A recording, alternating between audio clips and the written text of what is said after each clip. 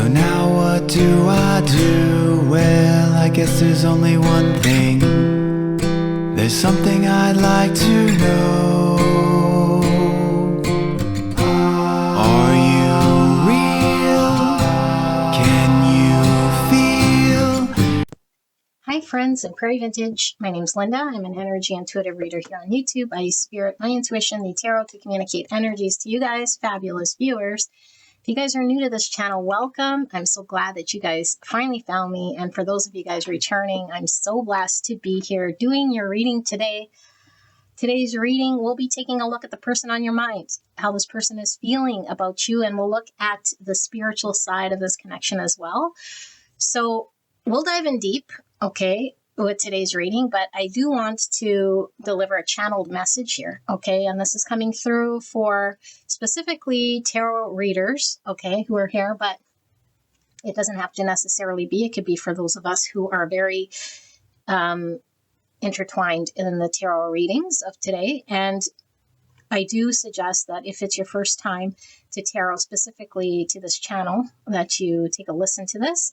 Okay, even if you've been here before, because this message is being pushed through for someone specifically to a collective. Okay, now I'm highly aware that there are a lot of readers that will go and do love readings. And a lot of times these readers are definitely pulling through a frequency of energy, and they are reading cards and energy, just like I am reading cards and energy, okay? And their messaging might be completely different than the collective I'm tapped into. And so there's a frustration out there in the tarot world, spiritual world, I don't know what you want to call it, okay, with love reading specifically.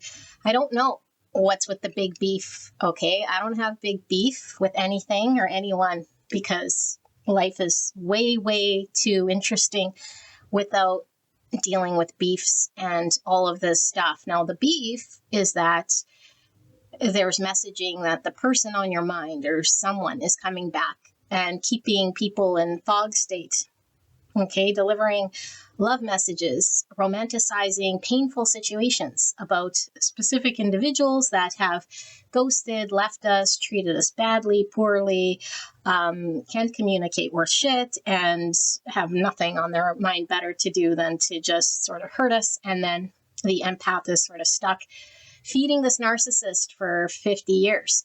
Okay, that is the consensus. And so a lot of tarot readers refuse to do love readings. And then those of them that do love readings, God bless their souls, with exception of the ones that are just trying to profit, are reading into the relationships pulled on the frequency that they're connected to, despite whatever messaging comes through, whether it be positive or challenging, whether the person does come back, doesn't come back, whatever it is, a reading at that time, honestly and openly, okay, based on specific tarot readers that come through, and you can clearly tell they're reading the cards and they're interpreting the cards based on the channels that are coming through. Okay, there's nothing wrong with reading what pulls through, okay? That's not an issue. So I don't know what the big beef about it is. Now, I do see the other perspective, that if somebody is not in tune with their intuition and they're holding out hope for a message that comes through and it's not their person, that can create a lot of suffering, okay? But that has nothing to do with the tarot reading and nothing to do with the channel.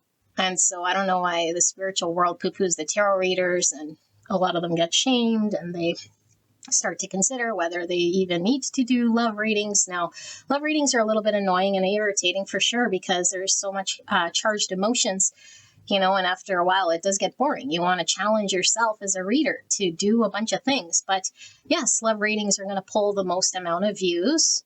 And if you're a tarot reader that's not really interested so much in views and subscribers and all that, it's like you still want to deliver what the collective is needing to hear. So if there's a lot of views, there's a demand for this information. Why? People are suffering, they're hurting, okay? And I do feel like a lot of the collective has a difficult understanding about challenging connections. Not every person that likes you and is into you knows what to do with you, knows how to handle the connection, knows how to communicate. More people are hurt than not, and hurt people don't know how to communicate in a healthy way, and they pull away, they're avoidant, they create conflict, they sabotage, okay? They do everything to push you away because this is how they love. Yes, it's how they love. Doesn't mean that it's right. It doesn't mean that they don't love you. Okay, and we can say, well, if someone loved you and if a man was interested in you, he would tell you. No. How foolish for us to think that every single person is exactly the same. No, no, and more no. That's not, you don't understand. Okay, everybody's completely different. And there are so many different collective frequencies going on in the collective. Okay, now I'm tapped into twin flame collectives. I call it twin flame. It's a pointing, okay, pointing to a type of frequency soul connection. It doesn't have to be that label. It's a very deep spiritual connection where there is a lot of challenge, a lot of mirroring, a lot of soul growth. This soul growth is for both individuals to heal karmic patterns, ancestral wounds, deep traumas. Okay, these things are reflected back to us through connection. If we don't have connection and a mirror, how could we ever see it within ourselves? How could we ever resolve it? We can't. We just go on about our day in denial or in ignorant state, not seeing our challenges or traumas, our shadows. Okay, so connection, relationships, specifically the spiritual ones, will reflect back to us our deepest wounds or challenges that are going on in the subconscious that are driving a lot of our unhealthy patterns in relationship. And it's not allowing our soul to ascend, grow, expand. Okay, and so this is what the types of readings that I'm doing here and committing to. Okay, but it's very important. This is why I always say, make sure you tap into your intuition. And you'd be surprised. A lot of people think they're highly intuitive and they're going on pain, trauma, wishful thinking. And I can't control that. Okay, and so if they get stuck in the tarot trap and they believe that they're highly intuitive, there's nothing I can do to help that person. I could just keep delivering this same message saying, develop your intuition. Okay. The truth is going to resonate with you, whether it's painful or happy is irrelevant. It's going to be something that connects and resonates with you knowing what's going on subconsciously with your person. Okay. We just know when we're on this journey. This is specifically soul journeys where there's a lot of inner knowings that are going on and we don't know how. Okay, even if you've never read tarot, even if you've never been highly intuitive, even if you've never identified as empathic or energy reader or intuitive or whatever, you'll feel it and you'll know that it's resonating for your story and your person. You don't need to explain it to anyone. You don't need to make reasons why you watch tarot. You don't have to have a limit as to how many and when and why and whether you're healed or not. No, that's all justification for the ego. Nobody needs to know anything. You are on your healing journey, and a healing journey will require you to tap into the divine however many times you need to in order to validate and confirm whatever your intuition is telling you. So you could develop this intuition. So at some point in time, you're able to reach in there and navigate through this knowing, okay, and still tap into the tarot because sometimes the divine wants to communicate through a channel, okay? And if it's through tarot, that's fine. If it's through nature, that's fine. If it's through dreams, that's fine. Okay, but yeah, you can access tarot as often as little as you like. It's up to you, but I do encourage that you develop your intuition. Okay, there's a lot of people, like I say, with wishful thinking, and they'll hear a pile and say, oh, I so hope that's true. It's like, well, if you hope it's true, then it's probably not your intuition. It's most likely your wishful thinking. And it's like, yeah, you can wish it all day long. It doesn't mean it's going to be your messaging, okay? Now, with a lot of the piles I read, most of them have hopeful messages pushed out into the future. Never says this person hates you, they ghosted you, they never want to talk to you. That's because I'm tapped into the twin flame soul connection frequency. And these connections are very, very deep. Yes, that person has feelings. Yes, that person, if they could handle it properly, would come forward. Yes, that person most likely is going to come forward with something. It doesn't mean that that something is now they're healed and now they want forever babies in a home. No, this is a life journey. They come slowly. They pull away. They go MIA for many years, months, weeks, and then they come back partially healed, partially unhealed, maybe creating the same dramas, maybe not, but they are coming back. Okay, and sometimes they might not come back for a long time, and then they come back fully healed. We don't know the story. The point being that just because we hear this person is feeling positive and wants to come back or is this or that, doesn't mean the tarot is making things up. Okay, and specifically when people say, well, they're just projecting, a tarot reader's projecting, and the tarot reader is just like using their own sort of opinions when it comes to whatever they're reading. No, it's not their opinions. The tarot reader is tapped into a frequency of energy. The spirits pulling through will know that that tarot reader will see cards and channel the messages from that specific reader in a certain way that will deliver the message to you. This is why we're pulled to a certain reader, a certain reading, a certain pile, okay, for your message, for whatever that frequency is. Okay, there's no way that some of these messages I could even fathom or have any idea of what's going on in that connection. I don't remember 90% of what I'm reading. Okay, it is a channel that comes through the divine here. And so, yes, it's through my words, and yes, it's through my interpretation of cards, but Spirit knows how I'm going to interpret. Another tarot reader might look at the same spread and have a complete different reading, but they didn't pull the cards and they weren't the ones driving the reading. Okay, it's whoever's driving the reading is going to interpret the cards and channel the proper message in regards to what's supposed to come out. That's why if I watch another reader, I can say, no, that means this. No, that means that. No, it doesn't. It means whatever the tarot reader says it means. Period. End of story. Okay, and so this is why it's important if you are reading tarot to always go with your intuition, even if everything would say textbook, that means this. No, it's the feel of that card, even if it's opposite. It's always your intuition that's channeling through. Okay, and so no other reader can tell you it's right, it's wrong, you read this right, you read this wrong. No, go suck an egg. Okay, they don't know what they're talking about. You're reading cards and energy based on your intuition as the tarot reader pulling those cards, and it is right. And if you have mixed feelings when you're doing the reading, that's because the energy is mixed, and many things could be true that are opposing. And so you read it exactly like that. Okay, nothing wrong with that. That's even more accurate. And so when you start getting those weird feelings of mixed energies, you know you're reading tarot properly. So you don't need to hesitate. Okay, just read what you're sort of seeing there. That's for the tarot reader. So I'm tired of the tarot community poo-pooing love readings. Okay, and if people are listening to tarot, all you can do is hope that they're tapped into their intuition and that they're using tarot to heal. Who are we to guide other people's whens and hows and the way they should do it and should not do it? No, it is up to every individual person how often that they need healing. Okay, and so I really feel like these challenging connections need tarot readers. Okay, they do, because we can't navigate possibly these connections that are very difficult when we're amidst walking through the weeds of it. It's very hard to understand, even if you're highly intuitive. Okay, and so I consider myself highly intuitive into energy.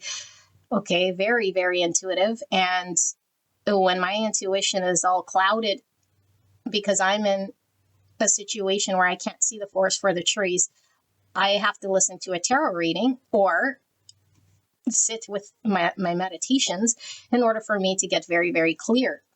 It doesn't just come. That doesn't just come. And so it doesn't matter how long you've read the tarot or how intuitive you are. You'll most likely still depend on or listen to another tarot reader, and that's fine. There's no shame in that. And there's no shame in wanting love. There's no shame in wanting to know about a connection or a person you feel soul bond with. Okay, like why are we shamed into wanting to know? The only reason we would carry that is ego. Again, the ego wants to appease and wants to be in an energy that has other people perceive them as more healed or more put together or someone who's nonchalant or non-hurting or whatever. And that's all bullshit. Okay. So we're all healing. Every single one of us is healing a certain aspect of us. And if we're working through a relationship, I know it's deep, deep, deep healing because we're being mirrored back to us, the deepest part of our subconscious. That's why it's through connection. That's why people are interested. That's why there's the heavy views, because those are the parts that are very difficult to get to. If you're just hum-hoing along in your everyday life, yeah, you could be healing, you could be present, you could be dealing with certain things, okay, but nothing like intimate connections that are really tapped into your spirituality, your soul growth, your heart, okay, your deepest, darkest wounds and your abandonment wounds from childhood and from many lifetimes of generational traumas. These are very heavy, serious things, okay? And so this is why tarot readers are committed to doing readings, okay? And a lot of them aren't there for views and aren't there just for subscribers and aren't there just to make a quick buck. Okay, and you guys who read will probably know there's the collective that keeps like, what is it? Disliking videos without even watching and understanding. And it's like this aversion to tarot and an aversion to love readings and the assumption that tarot readers are making a quick buck. Now, I'm not saying those don't exist. Sure, they all exist, just like good people and, bad people exist with good and bad intentions. It's like, it's all subjective. People are people, and they're all completely different. There's no good, there's no bad, they're just different.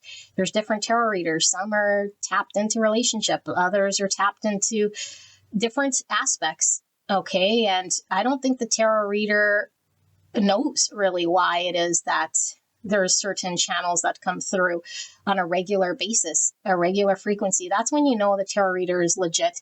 They're not just sort of completely reading from, well, they could, I don't know, everyone's different, but reading from like different sort of pool of energy frequency. Generally, they're tapped into a collective. Okay, sometimes one collective, sometimes many collectives, but the energy is pretty consistent, okay, like throughout their readings. And so I really feel like there's a need for the community, the spiritual community, to relax, relax when it comes to love readings. Don't like love readings? Don't go listen to the love reading. Go elsewhere. It doesn't matter. Nobody is going to learn anything that they're not supposed to learn. All learnings are learnings for a reason. And if the intuition is all clouded and someone's stuck in a tarot trap, that's for a very good reason. They'll find their way out. They will. Okay, so we don't need to blame the tarot reader. It's like always blaming the supplier. The supply is always going to exist. It's going to be up to the user, the person who is receiving and going and seeking. Okay, that person is going to find what they need because they're seeking, they're looking, they're exploring, they're learning. Okay, and so I hope you guys find the right tarot reader. And like I said, I'm not tapped into everybody's frequency. Okay, but there is a high collective that are tapped into this energy that I'm reading. And there's a lot of tarot readers that are also tapped into this frequency. And I'll know because I'll see the way they're channeling the energy. And it's really pulled through the same energy signature that I channel here. Okay, so it doesn't have to be through me. It could be through any reader that is reading your story. Okay, as long as you're connecting to that messaging. All right. But do not let anyone tell you what's good, what's bad, and this, that, and the third. Okay. That's just creating resistance, and it's creating suffering. We suffer when we think we need to be better, or we need to be this, or we got to stop doing that, or we should be more like this. No, you shouldn't, and you don't need to do anything at all. Period. End of story. Okay. Let that go right now. Don't carry that burden. It's not for you to carry. And if you want to release this relationship, this connection, and you feel stuck, that means there's more to learn. It's okay. Don't resist. Don't be like, beat yourself up. Why am I stuck? Why do I still want to know? Because there's still more to learn. That's okay. See it as, what is it that I'm learning today, Spirit? At what point can I learn enough so I could release this? Okay, twin flames are mirrors for your soul. And this is why it's very, very difficult for us just to move on and put it behind us. We could pretend, we could resist, and we could say, I'm boundaried. Meanwhile, we're resisting, we're fighting, we're ignoring, we're blocking. No, you're just creating more energy between you and that person. And that's why you're obsessing, and that's why you're really intensely pulled. So lean into it. That's what surrender means. Surrender doesn't mean block them, resist them, run from them. No, surrender means accept it. And don't say, well, this person doesn't like me, or they're not interested, or they're not doing that, and they should be doing this, and I should be doing that. No. Who says who what? That's you making up stories. There shouldn't be nothing except for what the divine wants to roll out, period. This person could be madly, madly, madly, highly spiritually in love with you, okay, and be going through a whole bunch of stuff that we don't know. And so what's going to happen in the 3D? We don't know. Okay, so we could speculate all we want, and we could hang on to stories and say, well, it's easier for me just to believe this so I could move on. Okay, but just because you believe it doesn't mean that spirit is saying that that's soul growth. Just because you believe it doesn't make it true. Just because you believe it, you might think might ease you, but really it's creating more charge. Surrender means let go. Let go of all the stories and beliefs that you think are going to be better, sound better, feel better. And trust spirit is going to put you through what you need to, even if it's difficult, even if it's challenging. Spirit knows if you're ready for a challenge. You might need that challenge in order to break through the ceiling of healing whatever you're needing to heal. So surrender means lean into it. This doesn't mean chase, get obsessed.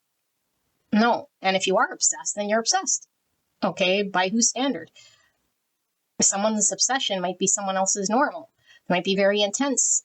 Okay, so all of this labeling stuff, all of this judgment needs to go away. There is no right, there is no wrong. Okay, especially if you're sort of projecting it onto yourself. You don't need to carry it. If other people are saying it about you, let them. They're always going to project. There's always going to be people thinking this, that, and the other. Everyone has a different opinion. Okay, but as long as you're not carrying a heavy burden of judgment about yourself and about your connection, then you're not going to be suffering. Okay, you got enough suffering dealing with your shadows and trying to heal. To add to it a heavy burden about what you should and shouldn't be doing, listening to tarot is a complete different thing. But observe that and notice if you do carry that, then you're still working through ego. You're still working through the false self. Because the true, authentic essence of you won't carry any of that judgment. Okay? And if you do carry that to judgment, that's fine. That's not bad. That's you working through carrying judgments, projections, other people's expectations of how you should be and what's good and what's bad. Okay? So, beautiful angels went off, and I will continue to go off about it because to me, it's very important. And if we're in the spiritual community as tarot readers, I think we need to deliver that message, not shame readers and not shame viewers for liking relationship readings and wanting to develop whatever they're needing to develop in order to heal. And if it's positive, it's positive. Like, that's good. You don't need to say what's only negative.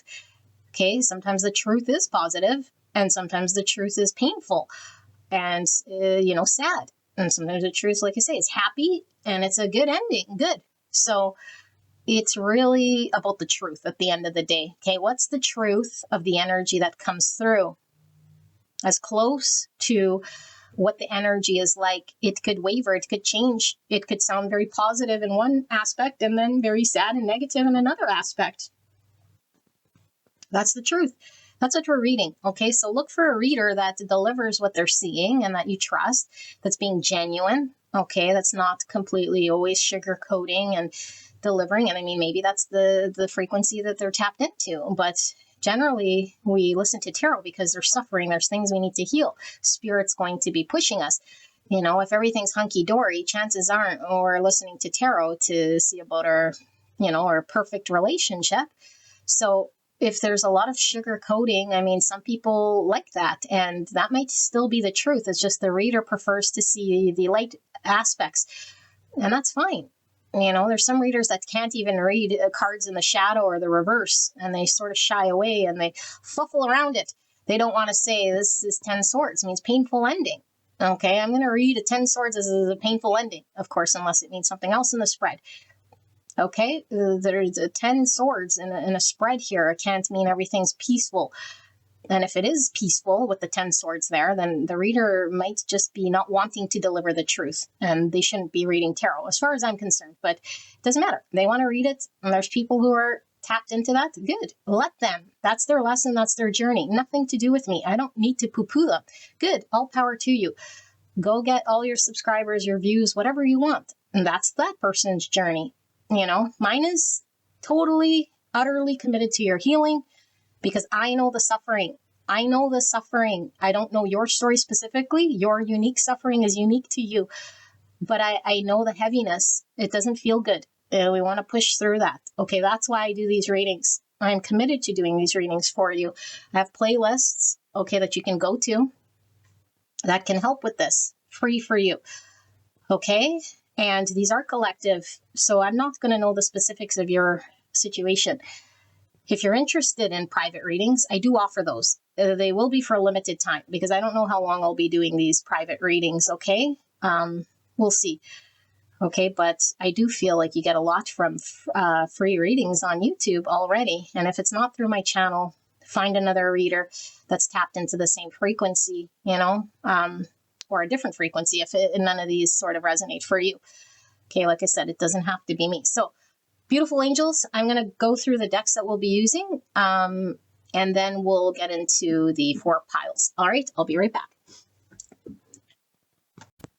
Beautiful angels, the decks we'll be using for your reads, we'll be using the Wild Unknown Tarot for option number 1. Option number 2, we'll be using the Light Seers Tarot. Option number 3, we'll be using the Surrealist Tarot. And for option number 4, we'll be using the Jane Austen Tarot, which it didn't come with a box off Etsy. If you guys are interested in any of these, I do have a playlist with the card reveals for a lot of these decks, okay, which I'll try to link right here. For the oracles, because we will be diving into the spiritual side of this connection and also some guidance. We have the life message, messages of life for your guidance. And then we have the mystical oracle from the Enneagram Oracle and the love oracle from the Enneagram Oracle, which I absolutely love. If you guys are interested in those as well, like I said, I do have a playlist going through the Enneagram Oracles. So that's all I'll be using. I'm going to move these out of your way so you're not distracted by all of these pretty cards. All right, angels, so sit here with these 4 piles, okay? If you feel called to multiple, we could be looking at past, present, future state.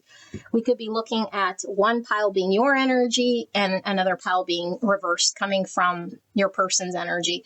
I don't ever know how it comes through here, okay? Sometimes spirit comes through with a complete different message, hijacks the whole reading for something you're needing to know, okay? Those do happen as well. And I will put on the description of the video, how are they feeling about you? Because spirit knows that that's my intention of what I'm going to pull. And whatever comes through, okay? So I do hope it is your person that you came here about. I do hope it's their feelings that pull through. Okay, whatever it is, it's going to be the truth of whatever energies in that pile. Up to you to use your intuition. If it resonates for you, if it doesn't, no need to stay there in that pile, okay? Sometimes we need to hear what it's not so we know what it is. And that's why sometimes those piles don't resonate. It's like, okay, now I kind of know, because we get to sort out our intuition.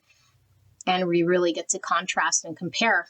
Okay, so if it doesn't make sense, good. Then I made my reading in order for you to have some contrast. Okay, nothing wrong with it not resonating. Go to another pile. You know, sometimes people will be like, that pile didn't resonate, and then they leave. It's like, okay, then use your intuition to tap into another one. Most likely you'll find a pile here if you're pulled to this reading. Okay, I can't help you if you can't help yourself. And so use your intuition. Ask spirit, what you'll see, feel, or hear, to determine whether the pile makes sense for you, and we will get into your reading. I will put the timestamp in the description box and in the pinned comment below. It'll take you directly to your pick, and I will see you there.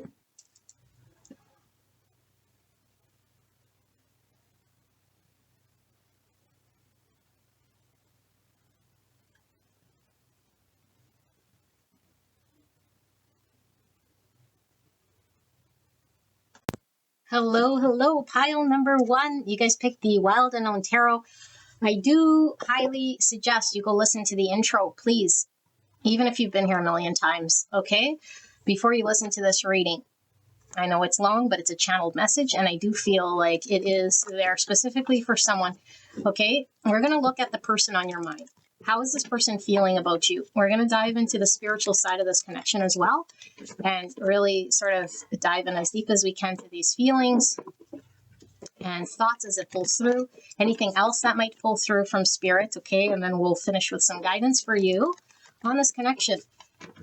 These readings are intended to provide healing so that you and this person can find the best way to move forward in the connection, or alone, away from the connection, whatever spirit wants. Okay, so this is going to be a channeled message for the person on your mind, how they're feeling right here, right now. Clear and concise message for the greatest and highest good of pile 1 in this connection, spirit. Please protect me and the viewer and this connection as I channel this message for the greatest and highest good. Thank you so much, Spirit. Thank you so much, Pile 1, for allowing me to tap into your energy, the energy around you at this time. I'm so blessed to be here. You feel this energy is coming through. Weird with the cards. A little sticky. All right. How do you guys like my farm animals here? I don't know if they're farm animals, but maybe they're not farm. Just animals. All right. So how is this person feeling about you? Spirit, clear and concise message for pile number 1. We'll start with the tarot, and then we'll pull some oracle cards, okay? We'll see as deep as we need to go. So we have the 7 wands. Under 7 wands, we have 6 wands in reverse. Okay. Judgment in reverse. The Devil in reverse. Capricorn energy. 9 wands. Temperance. Sagittarius energy. Mother of Wands. High Sagittarius here. Leo and Aries. And 9 cups. So 2 nines. 9s are all about fruition, completion, fulfillment. 9 is also Hermit energy, Virgo. 9 is also Moon. Okay, and Moon is Cancer. So that could definitely be what's going on here. And 5 Pentacles. Okay, let me channel this.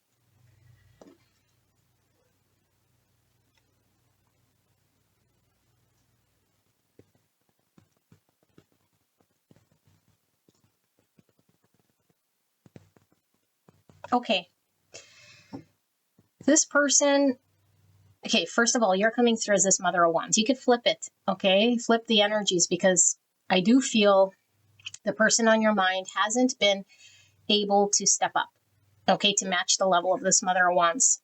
And what does that mean? This Mother of Wands, this Queen of Wands, is a beautiful, attractive, intelligent, attractive energy that is capable, most likely business savvy, very independent, very compassionate, full of fire, okay? And your person, who I'm going to read right away, understands that you have a certain caliber about you, okay? A certain caliber. And they haven't been showing you your worth, your value. And it's been very challenging in this connection, okay? Some of you guys might be pulled away, might be guarded from this person at this time because you feel slighted, or you feel like this person hasn't stepped up. So you might be defensive, or you might expect that this person is only sort of focused on themselves and might only come around when they're, I don't know, wanting something or doing something that might threaten your stability and your own sense of, your own sense of stability here. So if you're not feeling guarded from this person at this time, you will definitely resonate with this person not being able to step up. Okay, they haven't shown your value. and you're feeling not seen and appreciated from this person because this person has been more focused on themselves. This is a clear message that comes through. Now, what messaging is coming through here? Spirit is talking about this person being defensive. Okay? They are defensive. What are they defending here? This person has an ego, and this ego is around their image. They might have a certain understanding of how they have to be, okay, in connection, or maybe how they have to be in a connection with you. So it could be that you've triggered this person based on how they see you, because seeing you as this Mother of Wands is like the ultimate, ideal partner of like attraction and fire and like drive and inspiration. And like, it's hard to keep up with the Mother of Wands. Okay. So if it was like the Mother of Pentacles, that would be, someone who's compassionate, takes care of us, and someone that we can sort of rely on in a way that it doesn't push us. Doesn't push us because the Mother of Pentacles will sort of take care of us in a motherly type energy. This Mother of Wands is very independent and very fiery and gets shit done for herself. Okay, but in order for her to meet her match, the person has to be also equally fiery, independent, and go-getter, and have the same sort of attributes, according to this person, because that's how they see you. Okay, maybe you're very successful. Maybe you have your own business. Maybe you're very attractive. Maybe you're highly intelligent. Maybe you make a lot of money. Maybe you have a lot of valuable things. Maybe you're just very outspoken. Something like this, okay, that's very fiery in your nature, is intimidating. And why is it intimidating? Because this person feels like they have to show up in order to be your other half. And so instead of doing it, your person might just not even acknowledge it, might not even give you any sort of recognition here. And so you feel slighted, but it's not because this person doesn't see you this way. It's just this person feels like they're not at your caliber and at your level. Now, they also feel like what's happened as a result of this is they lost you or they lost out. This person feels like they're without. There's a scarcity mindset. They also feel left out in the cold. So I do feel for some of you guys, you went sort of guarded. Okay, like I was picking up at the beginning. And if it's not outright blocking or not talking to this person, it's just your energy is now more closed off based on your experience with this person, which I do feel has been painful. So they feel like they missed out, they got left out in the cold, they feel like they're lacking to be at your level. And so this person's very defensive about this, it's their ego that is like protecting this. They don't want you to see them as someone who's not able to match you.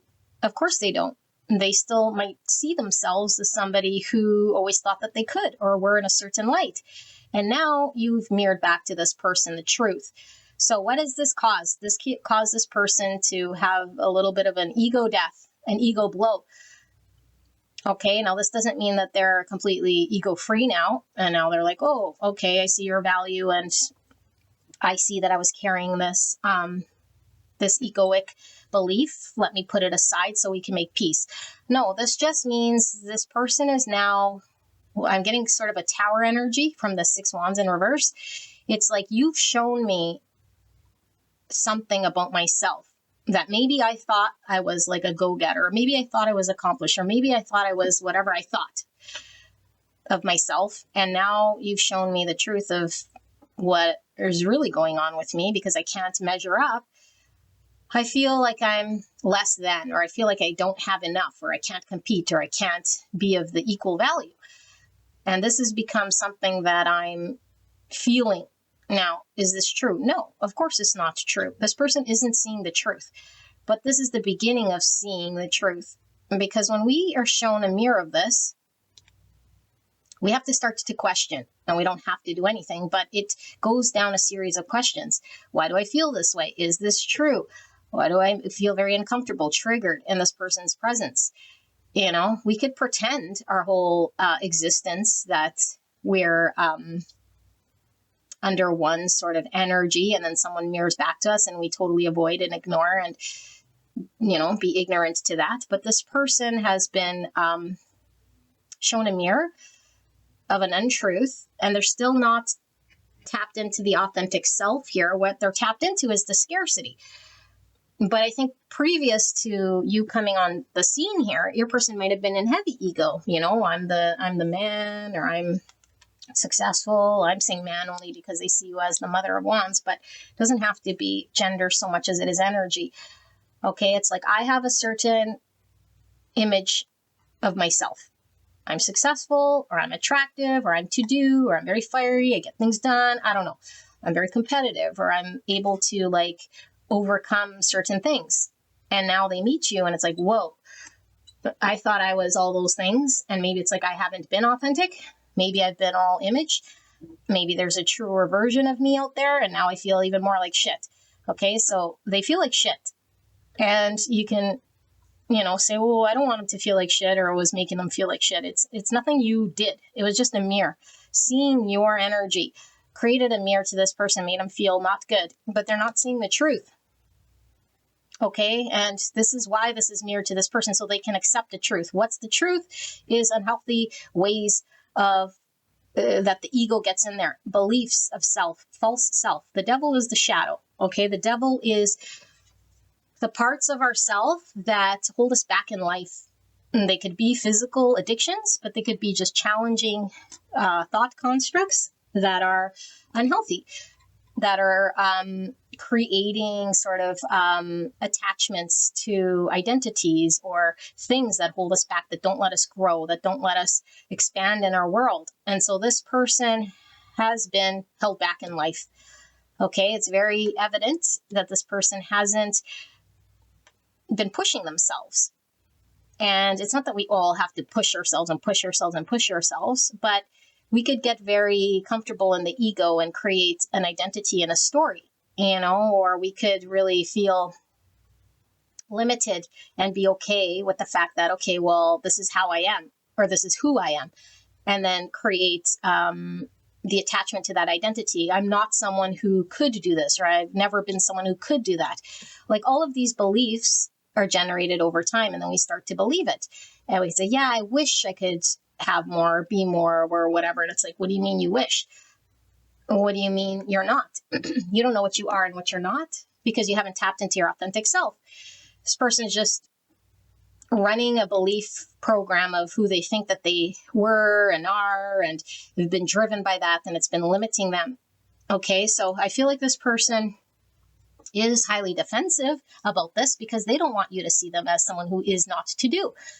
But they're not even seeing their truest self. And so maybe you've really seen through this person's ego, this person's mask, and you've seen this person, and now you're like, I see their truest essence, and I don't believe them to be someone who's less than or lacking or whatever. But if they see themselves like this, then they're going to be defensive against you. Even if you don't see them like that, it's like, I don't want you to see that part of me that can't produce, or that isn't up to your level. So this is why I run or push you away or don't show you any appreciation.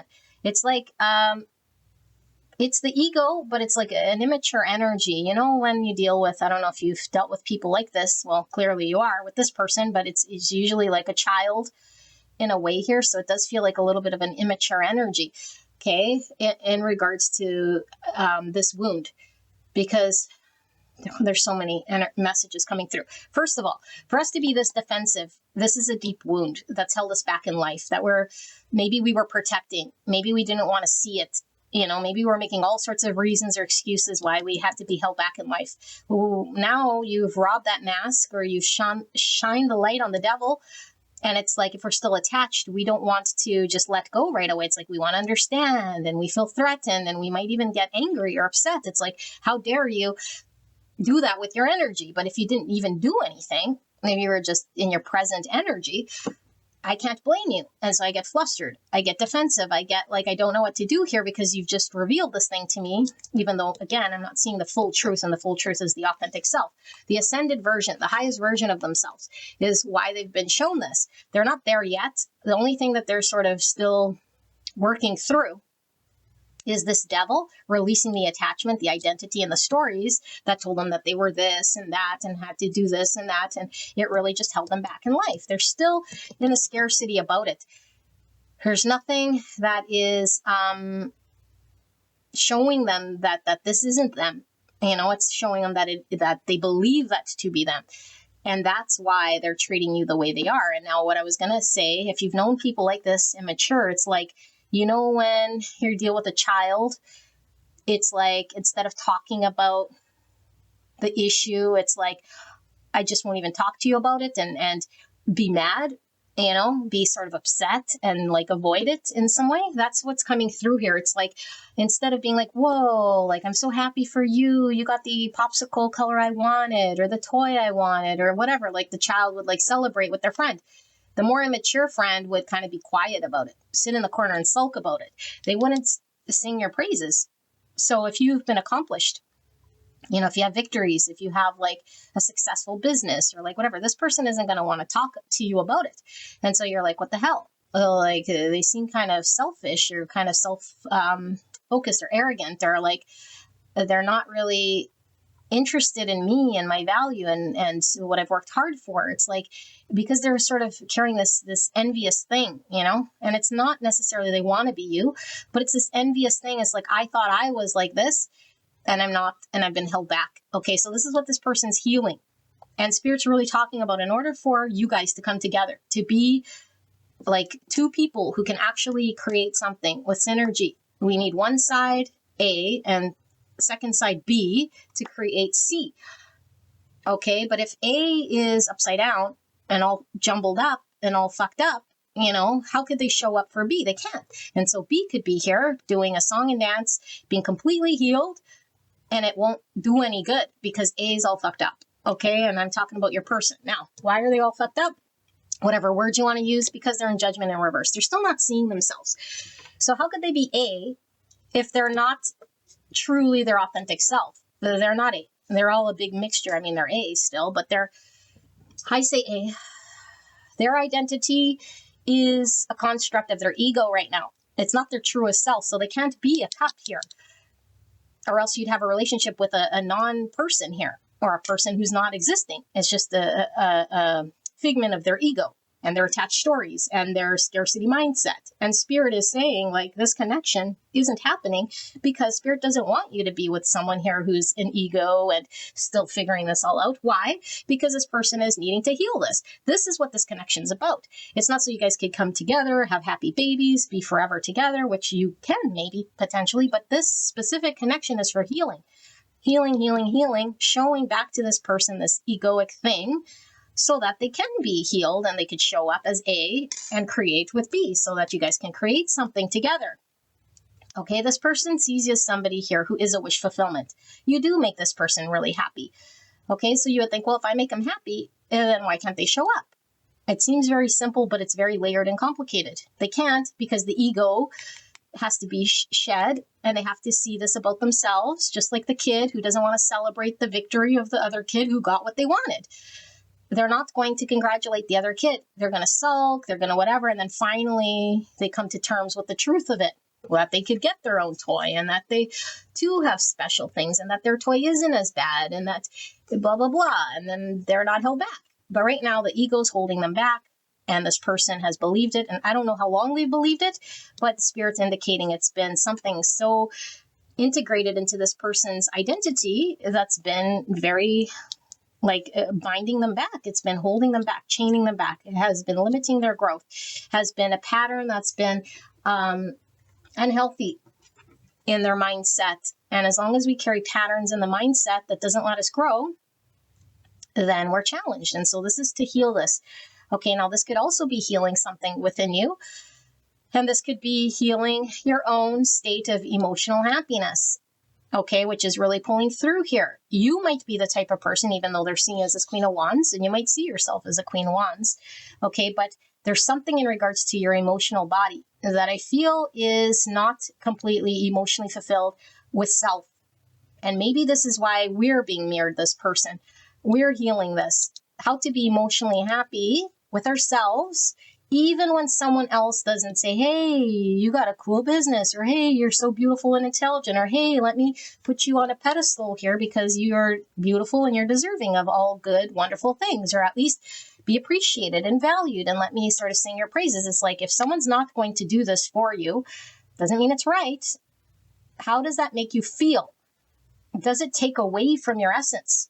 Are you now emotionally dissatisfied with yourself? Then you're kind of mirroring the same thing that this person is, because now you have a misunderstanding about your own self. Your essence cannot be dictated and predicated on someone else's treatment of you, how they give you accolades, or whether they, I don't know, whatever it is that they do or say, or whether they appreciate you or not, has nothing to do with your value. And so Spirit wants you to be 9 cups. 9 cups means I am okay, emotionally fulfilled, happy with my essence. And I find emotional happiness within myself, regardless of what's going on with another external person. I don't need to be in a relationship. I don't need to be validated. I don't need to be seen, because what that is, that's an ego.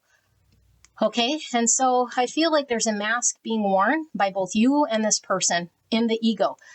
Okay. This doesn't mean you're arrogant and tooting your horn. You could be very humble. But the ego is the mask, which is the identity. I want other people to see me in a very good light because I've always been good, or I've always been smart, or I've always been beautiful. And I need to be valued by these people. Why?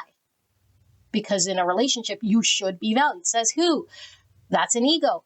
Okay. I use ego. You can use any words you want. It's a story. It's a belief. It's an identity we create. It's made up. It's an illusion. It's a devil. It's a shadow.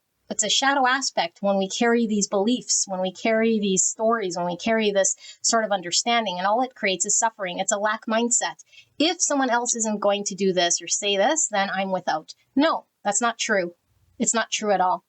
Okay. No one needs to see anything. You just need to tap into your essence and connect to your emotional bliss. This doesn't mean you have to be single forever and happy. This just means if you are single, you are happy, because emotionally you're fulfilled. You've connected to your authentic self. Both of you guys need to connect to your authentic self so you guys can ascend and be free.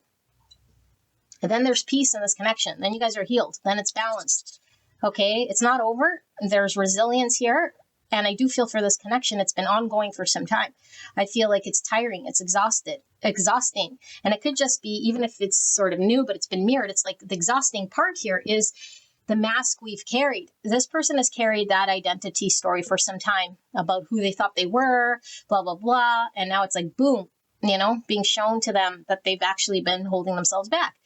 And you might have been carrying for your whole life here something like, oh, people will value me and tell me good things. And then that means that I'm doing good, which is untrue. It doesn't mean you're doing good. That's just someone else's opinion about who they think you are. Okay, and so we can't put so much weight in someone else's words or someone else's opinion of us, because everyone and their dog can have an opinion. Some of them positive, some of them negative, some of them true, close to reality, and some of them out to lunch. But it's still their perception, and it's still how they treat you. So why would we peg anything to someone else's opinion? It means nothing. It's a fart in the wind. But of course, if we're emotionally attached to this person, we could be very devastated. But our emotions shouldn't be swinging on a pendulum based on someone else's perspective of us, right? So this is what you're healing.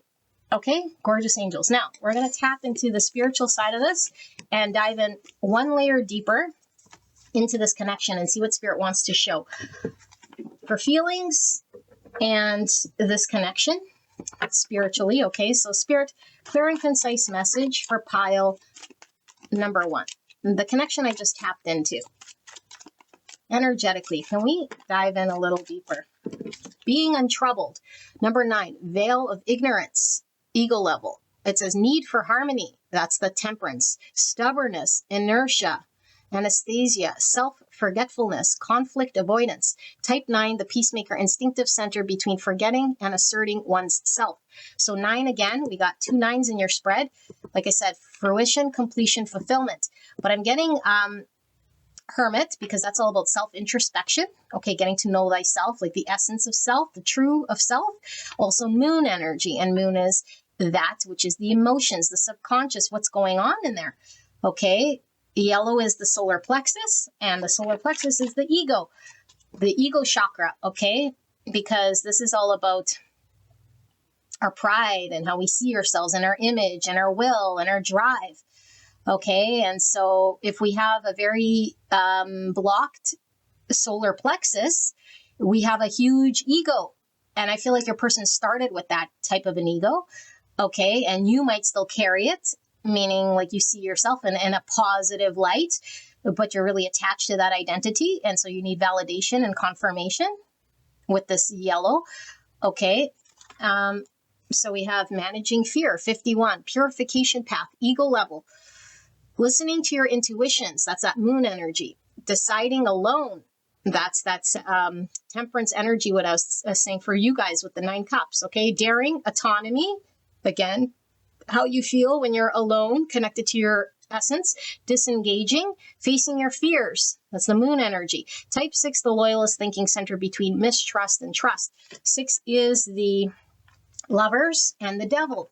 Okay, lovers meets the devil. What does that mean? There's a lover's path, and when we choose fear rather than love, we're choosing to act in the subconscious and the ego. Okay, the lovers is all about a choice. And like I said, if the devil's coming through with the number 6, which it came through in your spread, that means we're still in shadow. We're still having to work through the devil. Okay, the ego, the devil, the shadow. People get triggered when I call it devil. People get triggered when I say ego. They don't really know what an ego is. Okay, ego doesn't mean egotistical, arrogant only. An ego is an identity. It's a way to protect ourselves. And so the ego only sort of knows 2 things.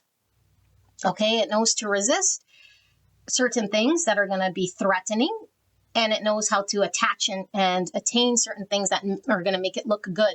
That's all the ego does. And so it's constantly on a pendulum, resisting, running, and leaning into it and trying to attach and force outcome. Okay, it's not centered in reality. The ego is just a whole bunch of mind stories. Okay, and there's nothing bad about an ego. It's just we need to be aware of why we're doing what we're doing.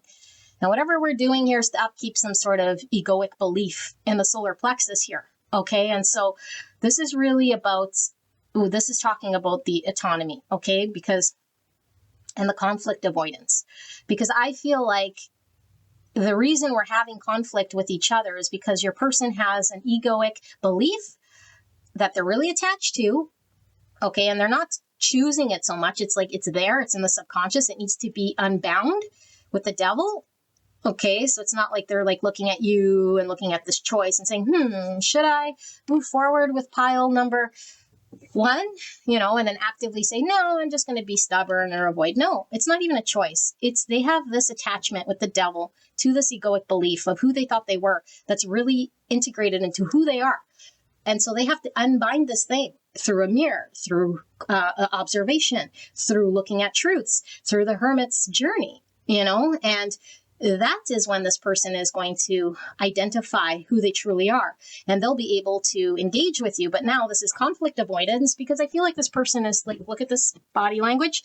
This is talking to me about that kid that I was telling you about instead of talking to you about your victories. It's like, like I'm guarded now. Like the truth of who I am is now exposed, and I don't feel comfortable with who I am now because I thought I was one way. And now I'm in the scarcity mindset. I think I'm without, I'm not at your level, and I'm like exposed. And it's like, I don't want to be seen that way. I don't want you to see me that way. I don't want anyone to see me this way. So I'm block my arms. I'm guarded. That's that 9 of wands and that 7 of wands energy, So the fears are really the moon. Okay. That's what this is. The devil, the moon, the subconscious is what's being acted upon for both of you guys. Your subconscious, your moon, is the fact that you're wanting, attaching to other people, external, to give me my 9 cups, to validate, appreciate me. It impacts my mood. It impacts how I feel about myself. It tells me certain things. And when I don't feel certain things from this person, it could sway me. Okay, that's all driven by moon. And we have a choice here. When we choose love of self, we connect to the essence and say, I love me, period. I know I'm successful. I know I'm generous. I know I'm intelligent. I know I'm beautiful. I know I'm worthy, whatever you want to believe. Okay, now you don't want to create other attachments, because the best way is just neutral in this moment. You're none of those things. You're none of those things. So the only reason why the ego would be triggered is because we really believe we're those things. And now you're threatened. But I thought I was beautiful. But I thought I was important. But I thought other people might be attracted to me. But I thought this person would give me accolades. No, that's your image. Who cares about your image? Let it go. That's an ego. It's your subconscious that's being acted upon, that's being reactionary now when this person doesn't give you what you want, doesn't give your accolades, doesn't do whatever you think they need to do. They don't need to do anything at all. Okay, both you guys mirroring the exact same thing here. 105, return to the world, growth level, reuniting, community leadership, supporting others, public safety, group activities, risk management, teaching confidence. Type 6, the loyalist thinking center between mistrust and trust. More 6 energy. Okay, so lovers, Gemini, Capricorn. And 6 is all about problem solving, compassion, and harmony. So problem solving is this conflict that we're needing to resolve. Okay, this is avoidance. Because the only way to resolve this conflict is actually to look at it from within and to unbind it from within, to shed the light on the devil, to break the attachment, the story, and the belief of the ego that's created the suffering. Okay, so when we do this, and then we're able to deal with the conflict. But right now, I feel like both of you guys might not see that this is what's creating this subconscious reaction. Okay, but I did feel like for some of you guys, there was this space, and I don't know if it was through separation, but I felt like for some of you guys, you were like guarded or blocked or feel hurt by this person. So energetically, there's space or cushioning between you and this person. We can't just be open, vulnerable ourselves. It's like I'm protecting myself because I feel like you don't give me the accolades. You don't make me feel valued. You've been treating me in all sorts of ways that don't make me feel 9 cups. And so you're a little guarded and protected. Okay. And for those of you guys who aren't guarded and protected in that way, it's like you are really emotionally being impacted by how this person treats you. So much so that it's like impacting your dynamic with this person and how you guys engage. And so Spirit's really talking about this coming through as healing of the collective, healing the dynamic, healing, like for one, it's reuniting, bringing you guys together, overcoming these troubles. So if you are in separation, this reuniting is like a reconciliation. But this return to the world, it feels like more collective. It's like collective healing, choosing love over fear, acknowledging our subconscious egos and unbinding that in which we're identified with, shedding the light on shadows and devils. That's what this whole journey is about, so that we can come together here. Okay. Yeah. And look at this, teaching confidence. Okay. Now, confidence doesn't come from an egoic story and identity. That's very fragile. And so I feel like we have fragile egos here because we have an identity that's not based in truth. The truth is I see my essence through the act of the hermit, which is self-reflection. I see my subconscious, okay, which is difficult to do when it's not being mirrored to us, but we need to acknowledge our subconscious, which is our fears, our emotions for the truth of what's actually going on in them and what's sort of created them, or at least identify with the fact that we have an attachment to that story and be confident in working through undoing that so we could be confident, because the confidence comes from the purest essence of who we are. And what happens when we're in the purest essence of who we are? Then we're able to contribute to the collective energetically through love, not through fear, not through ego, not through shadow. So you guys are sort of this beacon, both you guys in the world, as a couple, if you will, to show the collective that you could be healed, you can overcome ego, you could choose love, not fear, you can work through subconscious. All of this stuff is going to be reflected into the community, okay? The community in which you're with. So is it family? You know, it doesn't have to be like on a public stage, but it's your friends, your family. People see you guys, and then other people can see a possibility in working through ego. And why is this important? Because there is collective ascension. Okay, as a species, as New Earth, as collective, we are ascending. We're becoming more spiritual in how we connect, okay, to the divine. We're always growing and ascending. We're not cavemen. We're not sitting there in the lowest state of ego anymore. And so you're a part of this journey. You're a part of the expansion of the collective consciousness through choosing love. That's what you guys are doing, which requires authenticity. Self-assertiveness, we'll read these shortly. What's going on with this connection, Spirit? I do feel there's one more. For pile number 1, Spirit, what's going on in this connection? So spiritually, New Earth Collective is calling upon your connection for you guys to unite. Okay, this is return to the world. How do we return to the world? When we're in pure essence, when we come back to self, now we can be shown to the world as our purest version. We're no longer wearing masks and egos, okay? We're no longer just reacting out of subconscious identities and fears and whatever's been programmed and conditioned within us. We've healed it, okay? And so when you heal yourself, you heal the world. Essentially, that's what this is about. So let's take a look at this. So we have 40, neutral event, ego level. The X's come back. Communication with the X, exchange with the X, X's resurgence, talk with the X, reunion with the X, meeting with the X. Type 4, the individualist emotional center between lack and abundance.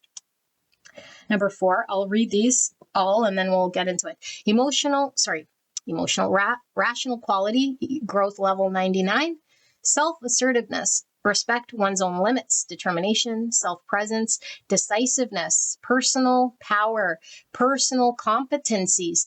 Type 9, the peacemaker instinctive center between forgetting and asserting one's self. 23, place and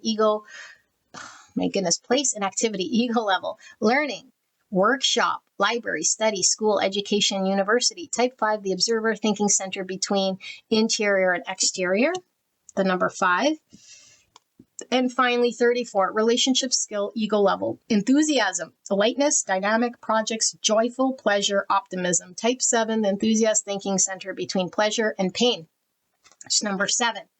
Okay, so we have Aries and Scorpio, and we have Virgo, Cancer, and we have Taurus and Sagittarius, and we have some more Cancer. Okay, so what's this talking about? I feel like for a lot of you guys, I was feeling that, again, your energy and this person, there being the padding. This X coming back is talking about reunion, okay? A reconciliation of sorts. Okay, now, I do feel like there's a message here about how do we engage when we come together? Are we engaging in the same energy of the subconscious of the past? Because with this X coming back, we have to be very aware of our energy. Are we still reactive, acting in the same way that we always acted in the past here? Because if we're reacting in the same way, engaging in the same manner, we're going to get the same results, okay? Just so you know. And so if this person hasn't done any ego work or shadow work or any of this stuff, they come back here. And you might think, okay, great, they're coming back, something's changed, and maybe nothing has changed. Maybe something has.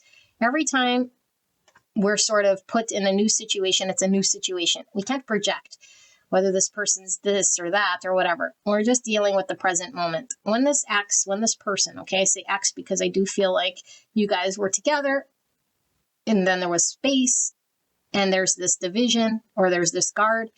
Okay, and so this person's coming in like waves because what we were seeing in the tarot was they were in the judgment in reverse and still going through accepting the fact that they don't have the toy that they like, right? They weren't the person they thought they were. Their image has been sort of shown to them, and now they're like kind of 5 pentacle and mourning this uncomfortable energy. Okay, but to this person, when they go through this, they're going to come forward. Okay, they're going to come forward. And what is this person coming forward with? This person is going to accept the fact that they have a way about them. Okay, this is respect one's own limits. This person might have had a big ego that like didn't know that they had any limit, didn't know that they had, and they don't really have a limit unless they're believing they have a limit, but that's all subjective. Okay, and that's all like our own sort of egoic constructs and beliefs. But this person, how the growth of ascension happens is first they're shown a mirror of the attachment itself, and then there's acceptance. And this is the self-assertiveness is the acceptance. Okay, which acceptance has to come before a realization that there is no limitation, that there is no scarcity, but they're not there yet. All they're doing is respecting their own limits. And this means, yeah, I guess I didn't get the toy I wanted. Yeah, I guess I wasn't the person I thought I was. Yeah, I guess I was like thinking I was like this, but I'm really not. So it's like an acceptance. And when they're in that energy, they're not defensive. They could come forward. Okay, but again, are they fully healed? No. They're just like, now they're able to engage. But they were upset. They couldn't sing your praises. They couldn't accept the fact that they were being shown a version of them that they didn't want to accept. Personal competencies, which is they really, truly don't like feeling incompetent, especially when they thought they were. They thought they had something figured out that they didn't. It was shown back to them. Okay, so now what I'm getting here is this person is now open the door to greater understanding. So I'm getting a lot of Hermit and a lot of Hierophant. And what is this? This is like the truth of who I am. Might be different than what I thought or what was programmed within me or my belief system, my structure and my conditioning. And so now I'm working through this. And I don't know how long this person is going to take to work through this. This might take a long time. This might be something that comes through as an epiphany. But all this is that judgment is now going to be in the upright as this person sort of works through self-realization, who they truly are, that they're not a limiting being, and that they're not incompetent. Okay, they're not incompetent. And if they believe that they have things missing or that they're lacking and they're not at your level and all of these beliefs, it's like they have to undo this by sitting with themselves, reflecting, questioning, this is what this is. Okay. And I feel like what the end result here is tapping into the heart, which with this green ray, which is the heart chakra. Okay. And so we go from fear, managing fear in the subconscious and being driven out of conditioning and programming and egos and just sort of reacting how we do, crossed arms, not acknowledging you, making you feel less than, being imbalanced, running, angry, defensive, whatever they were doing, to somebody here is more heart-centered because now I'm accepting something and it's more light. They're more dynamic. They're more joyful. They're more pleasure to be around. They're tapping into this heart-based chakra. Okay, and the 7, like I said, is the moon, which is the emotions. Okay, so now it's like healing and love in the subconscious and the emotions. And this part that was troubled, this part that was challenged, or maybe this part that I was never connected to or shown is now getting this beautiful healing light. Because now I could be more loving. And now when I experience someone that I think is better than me or more to do, or I don't feel like I have to put on a show or that I'm incompetent, I can now be in loving energy. I could be joyful. I can show pleasure. I could still engage with that person. I don't got to run. I don't got to be defensive. I don't got to feel threatened. Okay. And now there's more of a desire to spend time with you or to talk to you or like there's healing here. Okay. And like I said, this person isn't all of a sudden going to magically be healed in every single aspect of this person's world. No, but I do feel like this person is going to come out of their 9 wands, 7 wands, reverse judgment, devilly things that they're working through. And it's all been triggered because of this connection. Okay. So spiritually, what I'm really seeing here is a lot of healing in the subconscious so that we can be very present and we could identify our own reactions in connection. And I feel like this is also reflected by your own subconscious and how you engage with this person, because there's going to be a lot of reviewing our own beliefs, our own conditioned and programmed beliefs that have been driving the agenda.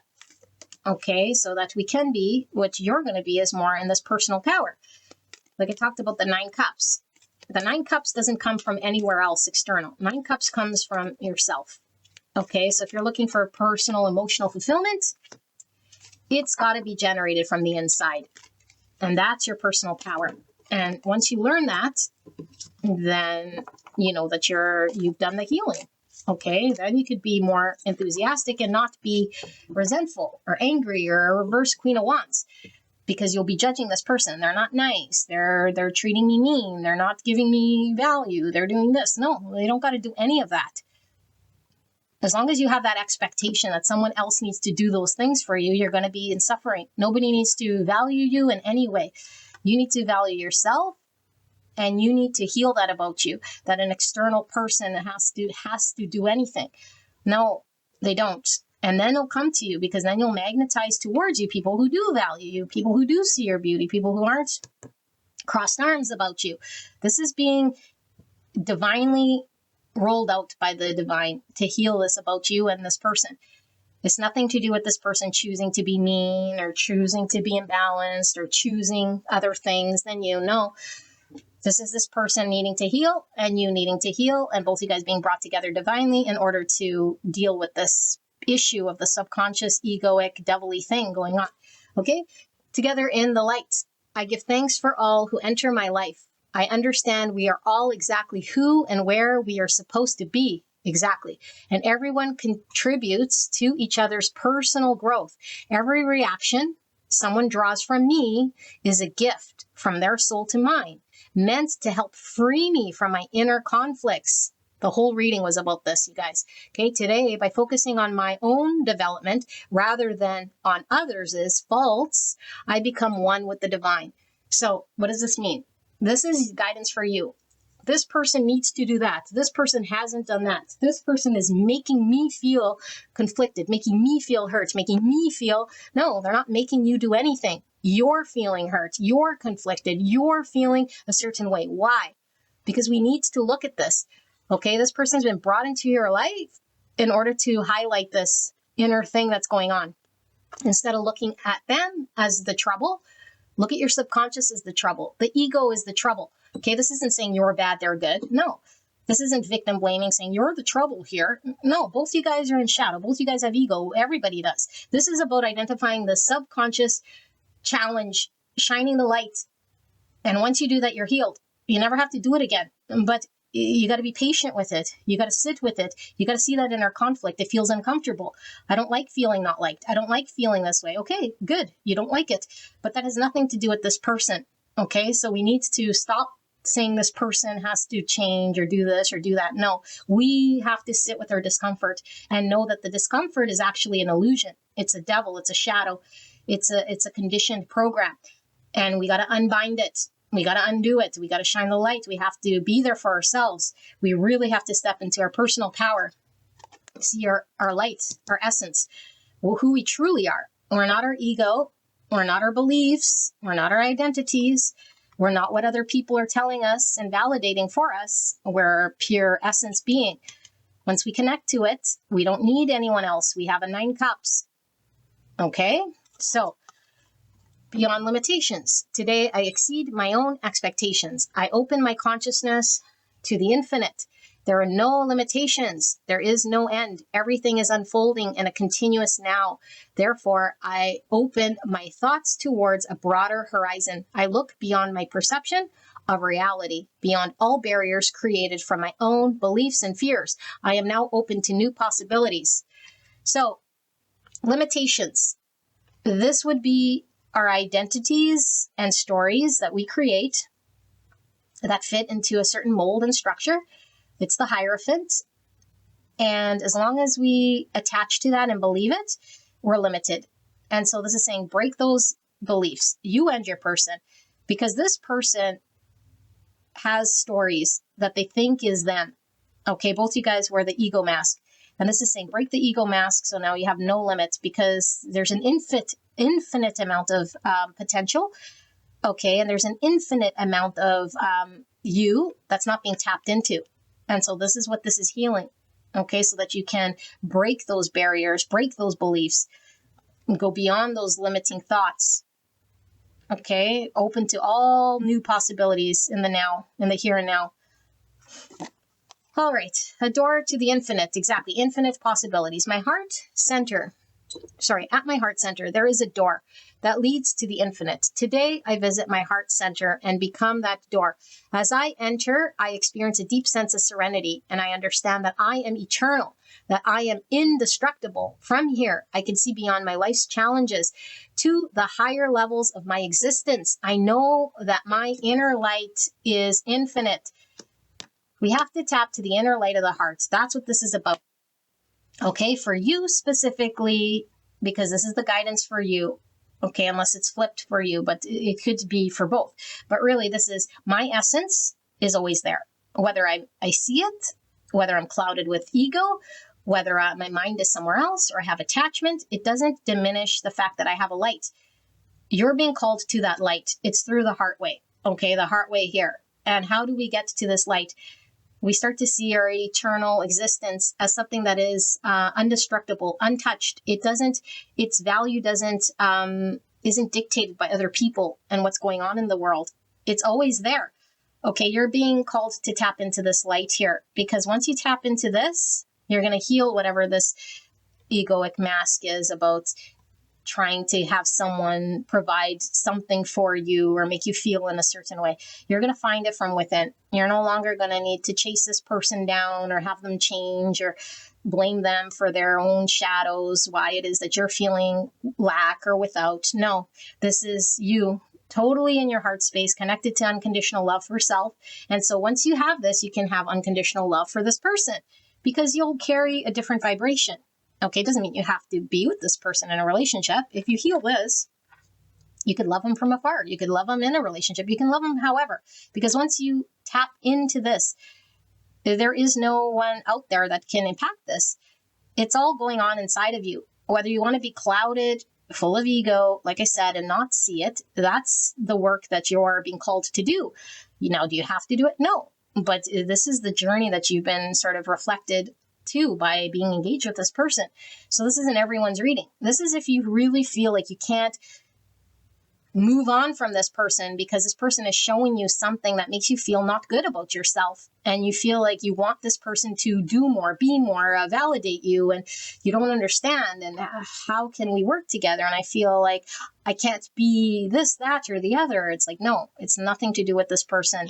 Keep going inside, keep going inside, keep going inside. Constantly take it back to self until we connect to this light, and it becomes stronger and stronger and stronger. Once you're connected to the light, whatever anyone else is doing is not going to impact you at all. There is no suffering. There is no suffering unless we're attached and we have expectations on someone else. It's unrealistic. It's not based in reality. It's based on a conditioned program belief that someone out there has to do certain things for us to feel good. That's not true at all. Okay, and there's an infinite universe within you, because once you tap into the heart space here, you're tapped into the divine, and the divine is all different dimensions. Now you're not just looking at the 3D world. You're connected to everything and everyone in a higher level of consciousness here, okay? So this is what this journey is about. And your person is also being called to connect to their authentic self, because I feel like the authentic self can only lie in the essence of who we are. It can't be in the 3D self and what was taught to us. And okay, so we're having to sort of reflect. And sometimes this comes, like I said, through challenge. And this is exactly what this is showing. All right, so beautiful angels, this is a long reading, but I do feel it is coming through very clear. I hope this helped you. If you're called to another pile, I will see you there. All right, bye-bye.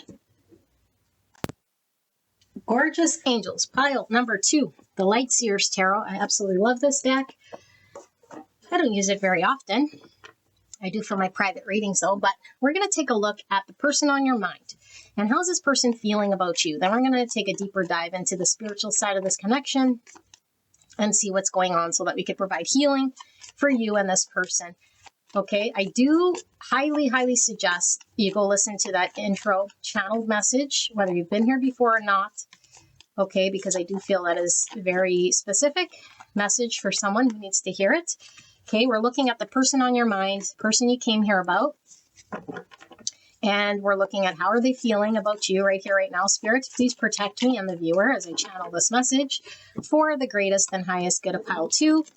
Thank you so much, Pile 2, for allowing me to tap into your energy, the energy around you at this time. I'm so blessed to be here.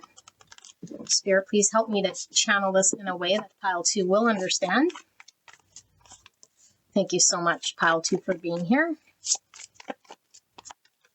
Clear and concise message. How is Pile 2's person on their mind feeling about Pile 2? Now, Please keep in mind this could be reversed. It could be your own energy. You'll have to determine who's who. You could crisscross roles. If I say it's you, it's your person. Okay, I'm just reading energy here. And then we'll finish this reading with some advice, okay? Justice, the Libra energy, and under that we have 7 cups. Okay. We have the Queen of Swords in reverse. Gemini, Libra, Aquarius. So heavy Libra. Knight of Cups in reverse. 7 Wands. Page of Pentacles in reverse. 6 Wands. And the Chariot in reverse. Cancer energy. Okay, let me sit here with this one.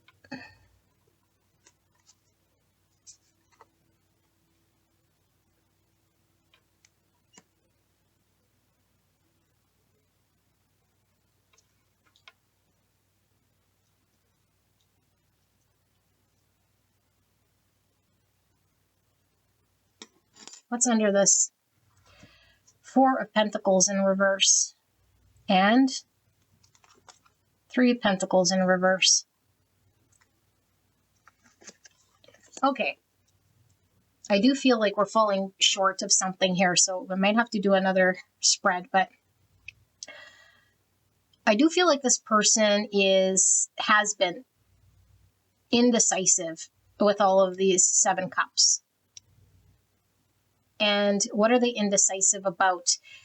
I feel like they're indecisive in regards to giving clarity and a pointed understanding here to you or to themselves about what they want in this connection when it comes to this connection as a whole. I feel like this person might be someone here who hasn't been clear or hasn't maybe expressed themselves. Specifically, they haven't express their emotions. There's something in regards to not being able to take action on how they feel. But the Knight of Cups is here. So there are feelings, and there's 7 cups. Cups are all about emotions and love. Okay, I do feel like this person has love. But I also feel like this person, which I don't see here, and hopefully we get to see some more, has been not certain for whatever reason about how to express this or what this means or what to do with it. And so this has been getting in the way of the potential of this connection. This connection has been something that most likely for you has been feeling stagnant or stuck or not moving. Okay, but I feel like in order for this person to work with you, this person would have to give some sort of truth or communicate some sort of clarity to you in regards to what they want and how they feel. But I feel like this person's been, I don't want to say defensive, although 7 of Wands is defensive, but I feel like they've been sort of poised is kind of how I feel here with this 7 Wands. And it's like they're not moving forward, but they're not necessarily being defensive either. But it's like a stick in the mud because there is a potential, and this potential is this connection progressing, this potential with you and this person working together, which hasn't really been happening in the 3D. Like when I say work together, it's like be a team, create something that both of you guys can work on together, like this relationship developing, moving forward, being balanced. Okay, this person has been held back, but what you don't see, I feel, is this person working through releasing why they're held back, or maybe why they're indecisive, or working through getting more clear about, I don't know. For me, I feel like this person might,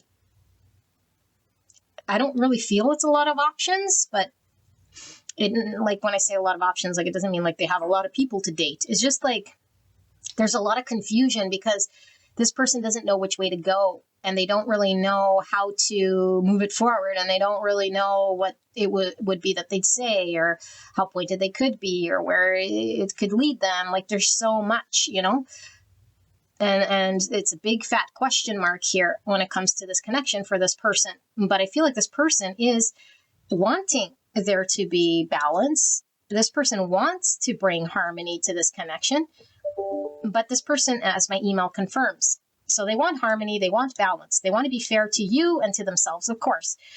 But they know that in order to do this, they have to release something that they've been hanging on to, either get out of their comfort zone or deal with the fact that they have a block when it comes to expressing their emotions. They haven't been able to move forward with their emotions. Okay, now, 6 of Wands means victory. Okay, so this is where other people sort of see us, they celebrate us, we have small wins, we overcome obstacles. Okay, whereas the Chariot also means victory, but this is a major arcana. Unlike this minor, which is sort of short-lived, this is more in the ego. You know, it's like the image we want to upkeep, that we project, and that we see ourselves as a certain way, a certain belief we have on how we may appear as successful. Okay, it's like an image to upkeep.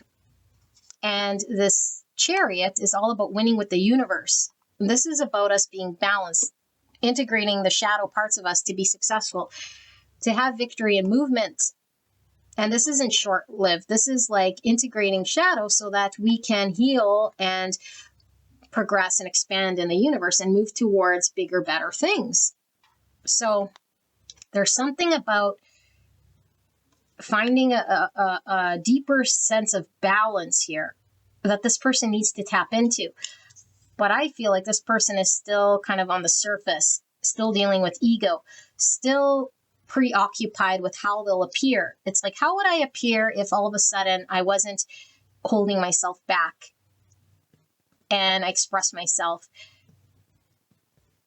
I'd feel uncomfortable, or I would look this way, or I want to make sure that I'm like in control of how I look and how successful this might be. I don't want to be out of control. And so they might be guarded when it comes to pushing them or them acknowledging the potential or them working with you, because this would put them outside of their comfort zone and how they express themselves emotionally.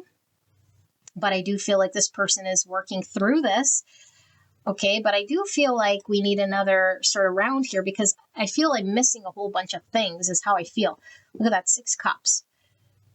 So 6 cups is the soul recognition.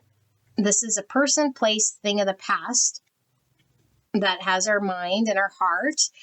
Okay, now if it's not a past relationship, it could be this person has an upbringing, certain memories, certain comfort zones, certain experiences as a child here that has created this comfort zone of being blocked when it comes to how they can express emotions.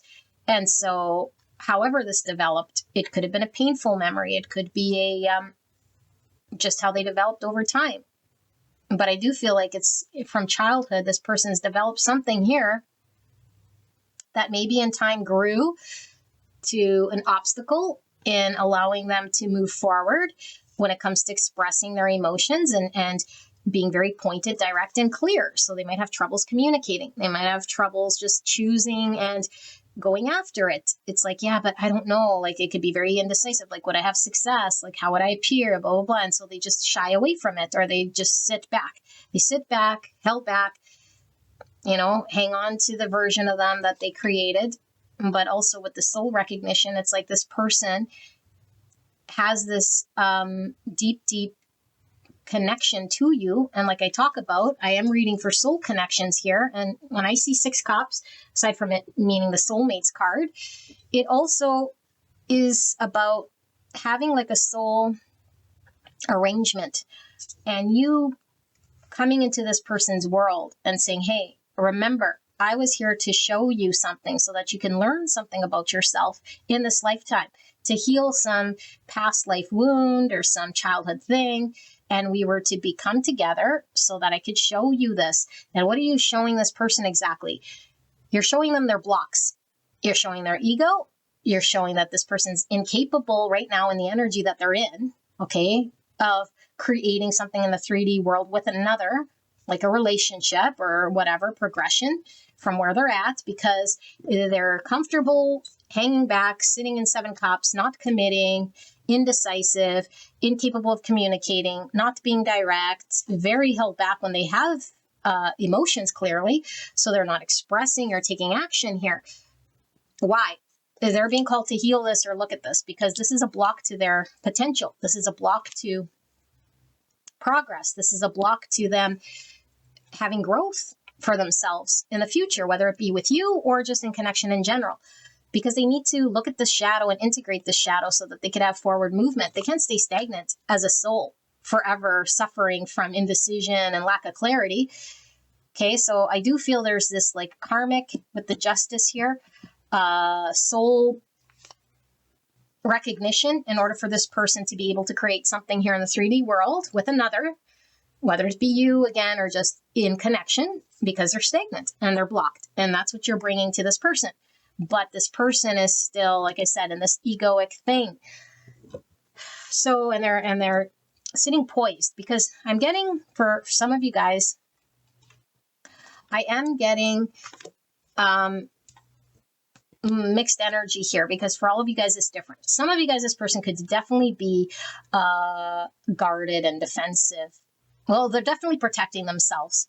And what are they protecting themselves from? It's like this wound that I have, or this childhood thing that doesn't allow me to be decisive, or this thing that's creating the indecision, this thing that is making me feel like more comfortable, held back, this thing that keeps me sort of guarded. This thing is what I'm used to.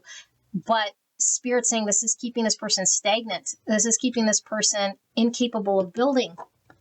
And Spirit doesn't want this person to stay there. Okay, so I just feel like I'm missing something, and then we'll pull the more spiritual side here and dive in deep to this connection. So let's see, Spirit, what am I missing here for pile 1's person? This flew at me. 5 cups in reverse with the Ace of Swords. 10 swords in reverse and the 6 of Pentacles. And finally, for pile 1's person, what am I missing here in this connection? Emperor in reverse, and I will clarify that. The Death and Rebirth. Wow, you guys. Yeah, Queen of Wands. Interesting. So, Aries, Leo, Sagittarius, Aries, Scorpio. Okay, so what's happening? Your person, how are they feeling? Your person is attracted to you. They see you as a beautiful Queen of Wands. Okay? You're attractive, you're to-do, you're intelligent, you got your ishness together, you're full of fire, full of inspiration, drive, okay? This person is not empowered. And this doesn't feel good when we're not empowered. Why do they feel not empowered? Because this person is too concerned with their image, getting it right, and they're too held back emotionally to lean into their confidence. And we already talked about it most likely being stemmed from childhood. This is what they're transforming. They got to release past experiences that made them feel less than, that made them feel like they couldn't, that made them feel like maybe people will see me in this way or that I got to be seen in this way or that way. And it's like I'm not capable or I'm not confident enough to do any of this type of stuff. This is what they're learning to release. Okay, how? Because throughout this connection, I think there's been a lot of pain and suffering. I think this person is sitting, looking back from their perspective, everything that's transpired as a child in this connection, how they've been maybe not stepping up or been feeling emotionally without. Okay, because this 5 of Cups is like lows of the lows. And we have a choice, and we always have a choice. And we look back on what we've done and how we said and how we acted, and we're thinking like I woulda, shoulda, coulda. Okay, they're coming out of this. And why they're coming out of this is because they're being shown the truth through this connection, through the divine.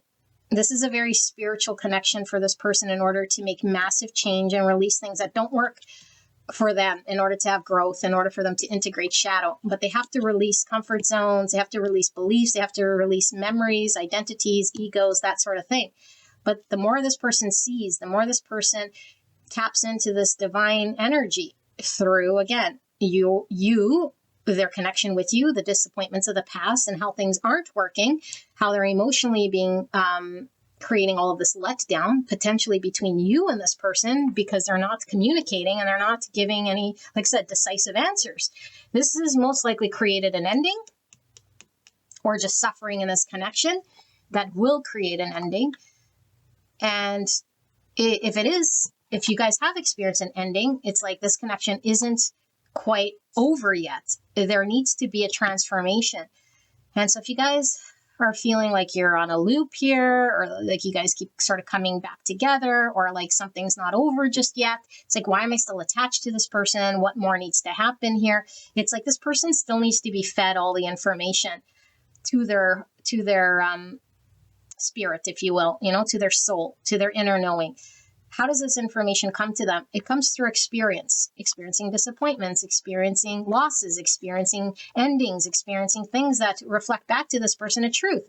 That when you're held back, when you experience loss like this because of being too concerned with image and feeling like we're not empowered, or lack of confidence, or like clinging to stories of the past that aren't helping us, then we don't get to experience a balanced union. Then we don't get to experience to create something with another in the 3D world. And so they're learning about balancing.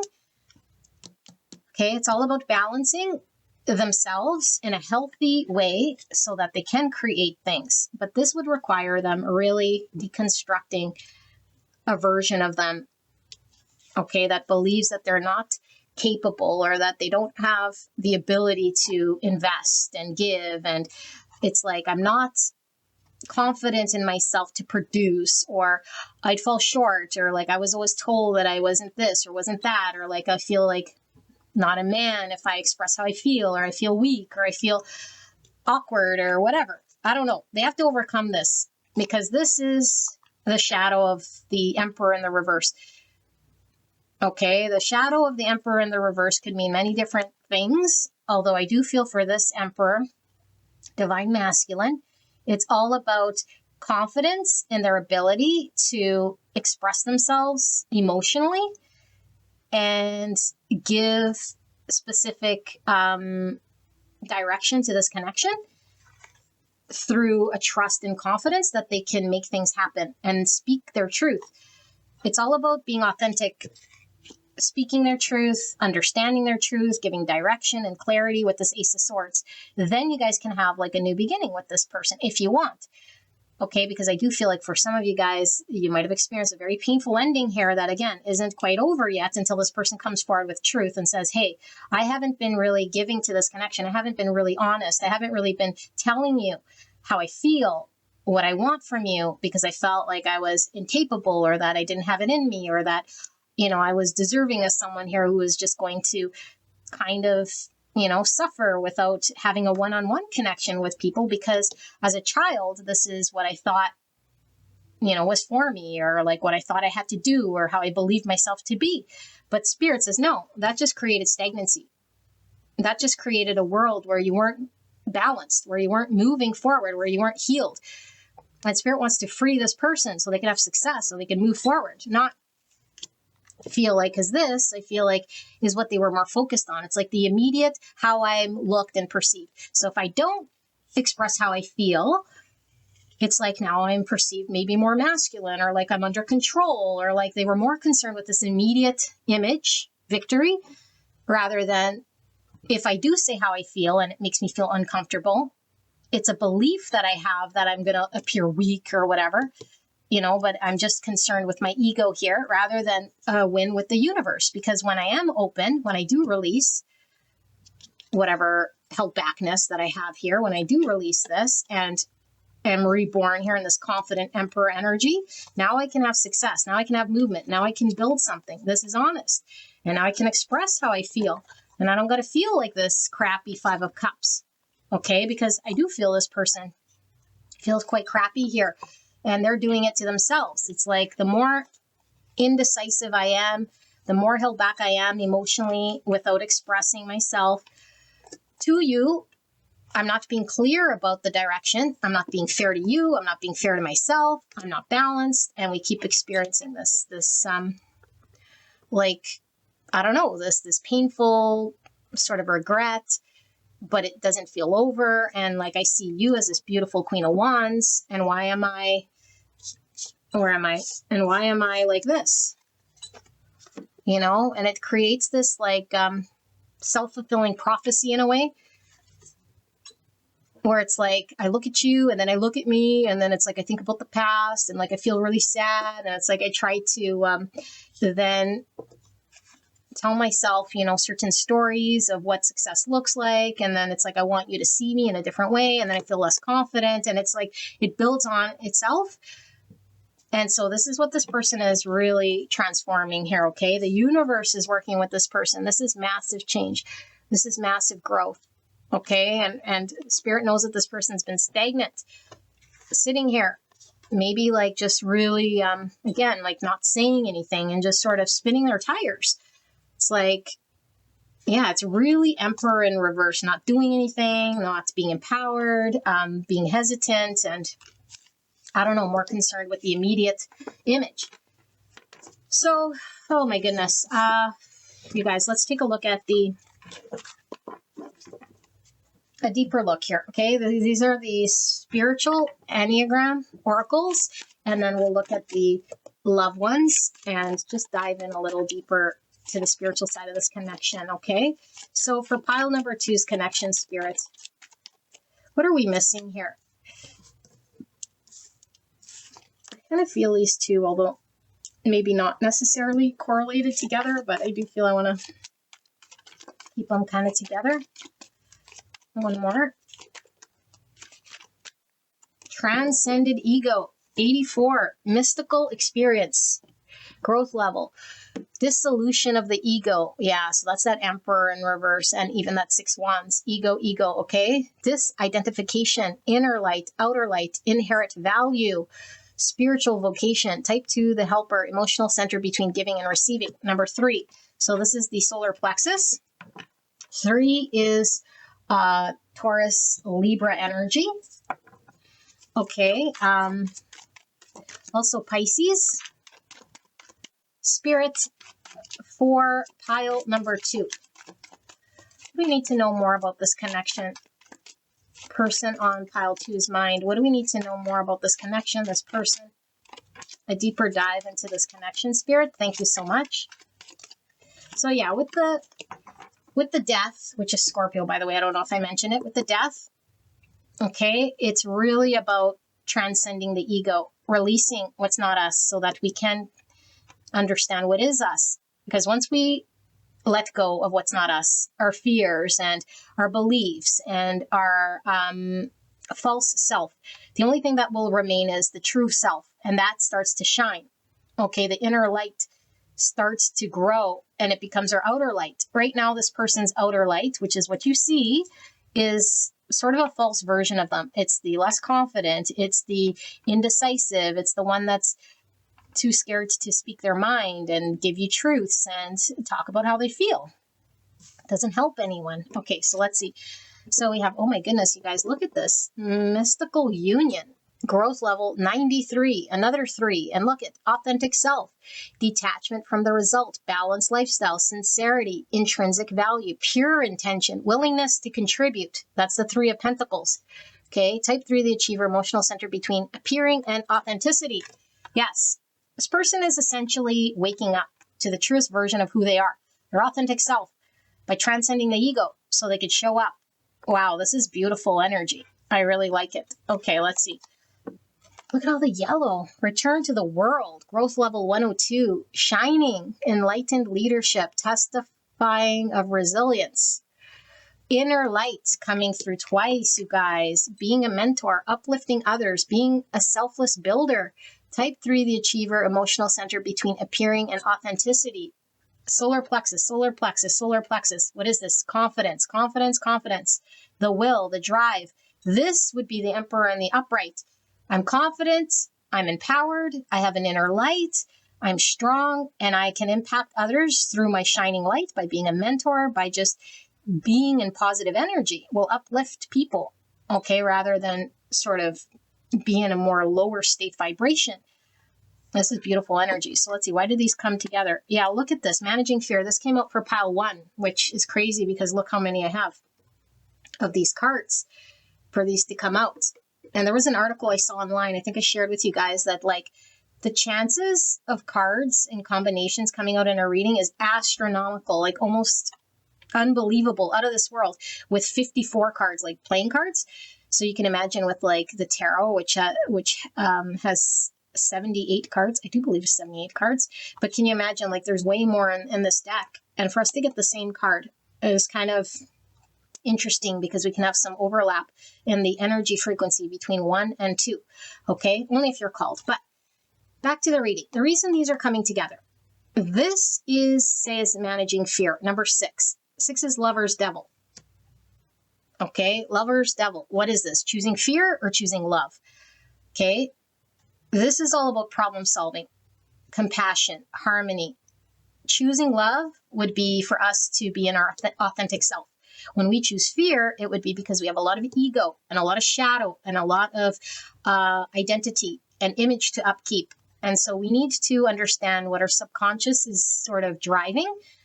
Okay, so this would be managing fears. This is like the moon energy or subconscious, listening to your intuition, deciding alone, daring, autonomy, disengaging, and facing your fears. Type 6, the loyalist, thinking center between mistrust and trust. Right now, I think your person has, with the Emperor in reverse, is like used to maybe people sort of being in the driver's seat. This person seems a little indecisive. They have trouble making decisions. They seem a little bit dependent, okay, on relationships in a way that doesn't require them to step up, or doesn't require them to be themselves, or doesn't require them to, I don't know, like maybe express themselves. There's something about this person facing their fears of expressing themselves, who they are, saying what they want, going after it, being decisive, clear, not scared that it might make them look weak or might make people judge them or might make them look bad because they have certain wants and desires. It's like, no, listen to your feelings, listen to what you love. Okay, but it would require us to be confident in our own authentic self, because when we think about being honest, we might, if we have challenges or subconscious fears, we might say, ooh, I'm going to be judged, or people are going to say that that's wrong or bad, or, you know, all of a sudden, if I change my mind and I want this or I want that, then what are people going to think of me or say of me, or will that make me look weak or funny, or like there's too much of this. Like, rather than just say what they want, go after what they want, express themselves, let their light shine. The light can only shine when the authentic self is there. When the ego is there, and the fear and the subconscious, it's all clouded. Their light can't shine because you see them humming, hawing, indecisive, not speaking, held back, stagnant, stuck, not moving. Okay, that's the type of energy that they've been outputting. So this is what they're sort of dealing with here. So we have 79, difficult event, stress level, boredom, dissatisfaction, flatness, routine, dull, monotony, and disinterest. Type 7, enthusiast, thinking center between pleasure and pain. So what is this? 5 cups in reverse. This is this person not being satisfied with an Emperor in reverse energy, holding back their emotions. How can you engage if you're held back at a 4 pentacle and a Knight of Cups in reverse? This person is not enjoying sitting back. They're poised, like I said, poised, stagnant, not moving. It becomes very boring because this person isn't engaged, and only their false self is engaged. And even that false self seems not really engaged because it's not creating anything. It's reserved. It's held back. It has no opinion. It's sort of clouded. It's very it's not pointed. I don't know. It doesn't seem like it's even fighting for something, even though we had 7 wands, which is fighting for something. Their fight was to keep things the same. Their fight was to protect themselves. Their fight was, I'm not confident, enough to do anything, so I'm just going to be frozen. This becomes very boring. This has become this person's routine or way of being, okay, but it's dissatisfaction, and it is something that might have shown this to you as disinterest. It's like, if I'm in this way, it means you're not interested. You're not being clear. You're not telling me how you feel. You're not moving things, wanting to work, wanting to progress, wanting to like be like the Chariot and that 3 Pentacles where we can like have growth and work together, because you're showing me in your outer light that you just want to sort of keep things boring and the same or stuck and stagnant. And it's not that they wanted to, it's that their authentic self wasn't having a voice. Okay, so you might even be really bored with this person, but what are they healing? They're healing this heart chakra. Okay, this heart chakra is all about unconditional love. And how is this being reflected back to this person? It's being reflected back to this person in a way of 5 cups. Boredom, sad, looking at what they don't have in order for them to finally have a drive to make a change. Because if we're not bored, if we're not feeling the impacts, if we're not dissatisfied, then why would we want to make change? We could just be stagnant forever, protecting our heart, protecting our heart, thinking we're protecting ourselves, but really we're just managing the fear and the subconscious. Okay, so this is coming through as boredom. I feel like your energy is coming through a lot of this as well. Okay, because I do feel like if this person's stagnant and not showing you interest at all or in expressing their emotions, they seem very disinterested. Like, how can you do anything with this person? You can't really do anything with them, you can't build, you're not really based on authenticity and all of this. I feel like a lot of you guys are also working through your solar plexus energy, tapping into your authentic self, transcending your ego, healing your heart, through this person reflecting this disinterest with you, managing your fear of what? Losing out on a potential opportunity here, with someone who seems like they're disconnected or not certain about you. And it's like, well, this person is just boring. They're not engaged. And it's like, I'd rather just be alone and at peace than be in a situation with someone who isn't showing interest. All right, 2, character ego level, the child, successor, heir, boy, girl, offspring, descendant. Type 2, the helper, emotional center between giving and receiving. I'm getting 6 cups, which we saw with your person. So really, this is inner child. Something needs to be healed here. Okay, with their inner child. And I do sense, since we have boy and girl, it's like the masculine and the feminine inner child, which is capable of giving and receiving love and expressing emotions and receiving emotions from the boy and the girl, the masculine and the feminine perspective, because they might have a contorted, distorted view of what a masculine does when it comes to emotions. It's weak, it's this, don't show, don't express, that's all ego. And then it's like the divine feminine energy, which they could be very detached from, being tapped into emotions, expressing emotions, being able to give and receive emotions from the heart and communicate. Okay, because divine feminine is all about like being able to communicate our emotions and express ourselves in that way. So there's a lot of this, like with the root chakra trauma, I feel here, of the inner child when it comes to emotions and expressing oneself and connecting to this. This is what's driving the disconnect. This is part of the egoic thing that needs to be resolved. Okay, I'm getting Pisces here and Cancer and Libra. Yeah, and I'm getting a lot of page energy. So yeah, this person just seems stunted emotionally, a little immature, not developed when it comes to their emotions. I'm also getting, if you guys are apart, a 6 cups is a reconciliation. I do feel this person's going to come forward wanting a reconciliation. I do feel a lot of deep love from this person towards you. Okay, but their block is connecting to it and expressing it, but it's there. Okay, and there's a soul recognition here towards you. All right, 42, neutral event, ego level, re-encounters, to meet again, reconciliation, reunion. I just finished saying that. Return, gathering, end of separation. 6, lovers and devil, right? Choosing love, not fear. Type 6, the loyalist, thinking center between mistrust and trust. So there's a reconciliation, okay, if you guys are apart. If you guys are together, this thing needs to be healed. So this is a coming together, a closeness. Once the ego's transcended, once we're able to identify the fears, the subconscious, the inner child that's been blocked in the root chakra here, you guys are able to come together closer. okay, to actually have a truthful reunion, the end of a separation, which I feel is the separate self. Okay, even if you're physically, like I said, together, or still talking, or like engaged, it's like the separate self has to come to an end by transcending the ego.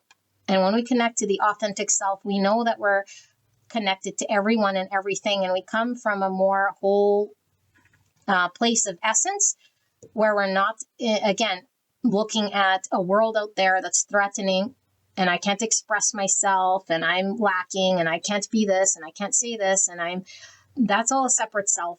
Okay, this is what's coming to an end with this person.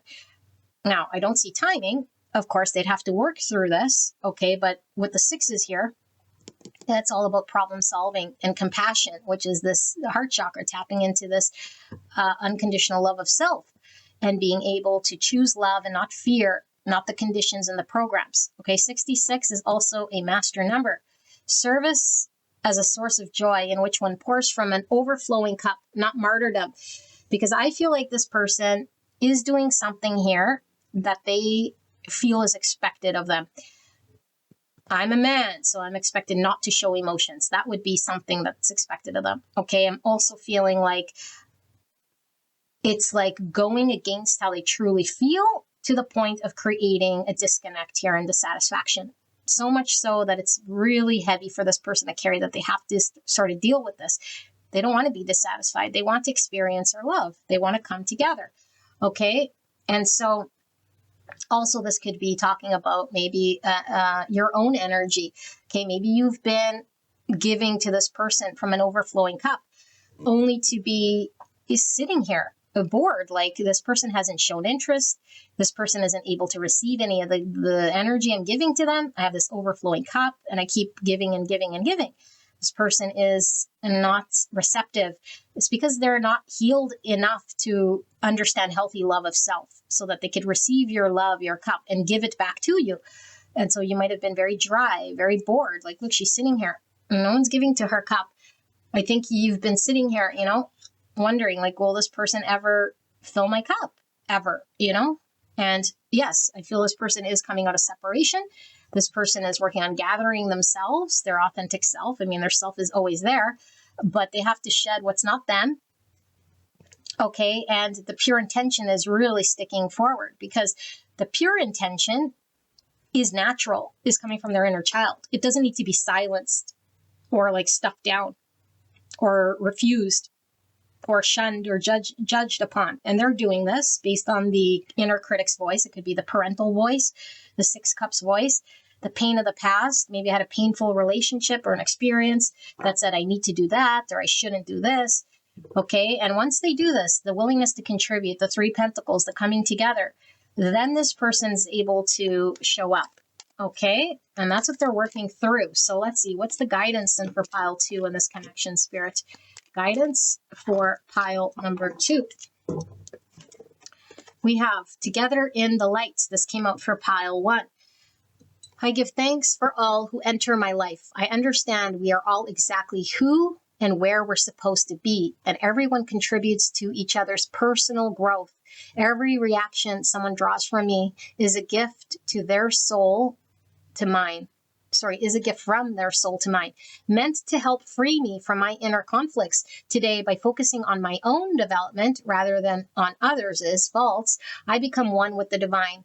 So, I don't know where you're at with your healing. If this person is here, okay, with this healing, you have done a shitload of work. Because I feel like this person would only be at this level here of their own healing if they were reflected a high caliber energy frequency of a healthy individual. Okay, so I do feel like you've done a lot of work. Okay, and for those of you guys who are still feeling like you're going through a lot of healing, this is talking about, again, bringing it back to self. Not looking at, why is this person not giving? Why is this person not filling my cup? And are they bored? Are they disinterested? No, it's nothing to do about how you engage with that person, which I think you already know. This is all about this person's trauma, inner child, stunted emotional development, their ego, their inner voices that are coming from past situations, that this person is really being called to be authentic. we have to bring it back to knowing that this person was brought into our world to reflect back to us certain healing and learning, which I feel you've been working through. Okay, this person has an inner light. We all have inner light, but their inner light hasn't yet been shown to you. And it could be very, very challenging and very sad if we've been sort of waiting. We've been waiting and we've been like sort of disappointed here. And Spirit's saying like every reason or every person that comes into our world is for a very good reason. There's a meaning, okay? And it's reflecting something back to you. It's if we're feeling any contracting energies, sad, upset, disappointed, let down, that means we still have ego, okay? And people will say, well, a little ego is fine. No, those are people upkeeping an ego because that's what the ego would say. But a little ego is fine. And in the positive is fine. What's positive? What's negative? Ego is ego is ego. It's a false story to self, okay? And it creates nothing but suffering. Okay, and so this is why we suffer, is because we're experiencing a disappointment. And when we experience a disappointment, that means we're still attached to ego. We're still thinking that someone out there is going to drive my value of how I feel about myself or whether I could be emotionally happy or fulfilled. That's a falsity. Okay, so you're being asked to look at your own inner light, not be bored, not be looking at this person like they got to do something for you. They don't got to do nothing. They're healing their inner child.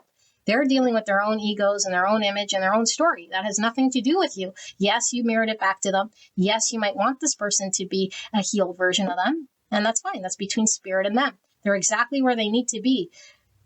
Spirit knows where they need to be. It's this person's journey. It's not on your ego's timing when this person needs to learn and come out and be like this and be like that. No. It's whatever this person needs to learn. However they need to learn it is unfolding exactly as it should. Period. Okay? So, awareness. I open my consciousness to my true self. Wow. Yes, I understand that I'm here to grow, to free myself from conflict, and to discover who I really am. Today, I release illusion and the limitations of the material world in order to elevate my being towards the eternal light. I grow stronger and stronger as I explore the wonderful being that I am. So again, authentic self, the essence by being aware and present in the moment, not injecting the present moment with past. Okay, this person is injecting your connection with a belief and an image and a story that they've experienced in the past relationship, when they were younger, whatever, with the 6 cups. As a child, it's all beliefs and it's not based in reality. Okay, and so as long as you're aware, okay, now don't project onto this person, but you'd be tapped into your intuition. You'd know that this person isn't expressive, isn't communicating how they feel, and you could feel it. You know that this person has feelings for you. You're not delusional, okay? Unless, of course, you are delusional, then this isn't your reading.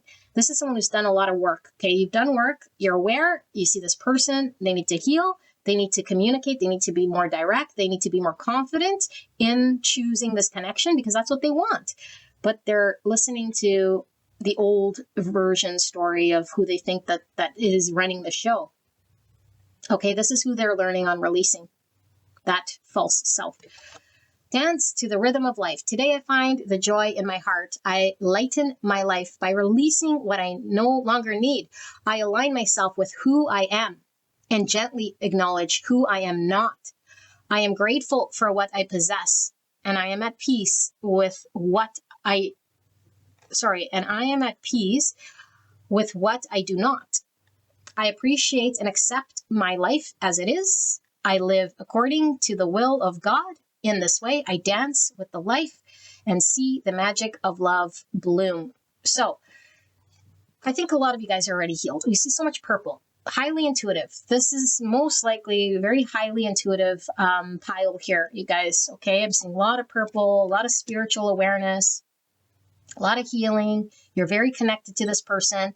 This is a very it's like a very highly spiritual connection where you guys are most likely telepathic between energies, between you and this person. Okay, and this person has been brought into your world, again, for you to acknowledge what's in your world, for you to accept life exactly as it is, for you to acknowledge what you have, who you are, and what you're not, and what you don't have doesn't diminish you.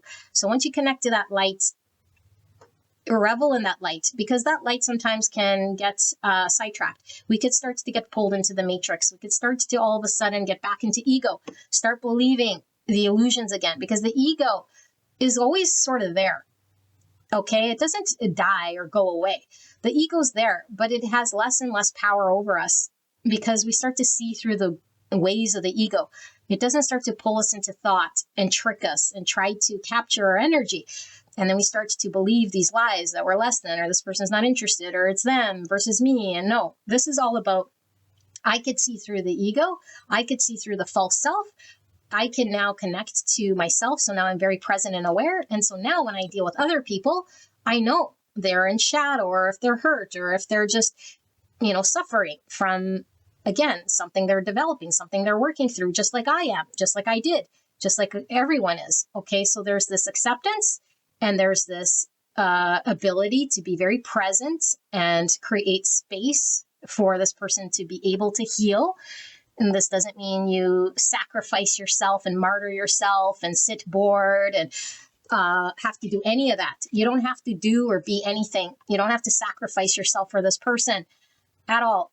This is about being present and aware. This is about tapping into your spirituality and being guided by love, so that you can connect to this essence, so that your person can connect to their essence, okay? But this is accepting who you are and who they are without forcing and changing, because everyone's journey is exactly as it should be, okay? So reconciliation, healing, both you guys coming into authentic self, okay? And this could be like, it's in tandem, because you might have parts of your ego and your shadow and your fears that you're trying to manage here. Okay, especially if we're sitting like this 4 cups energy.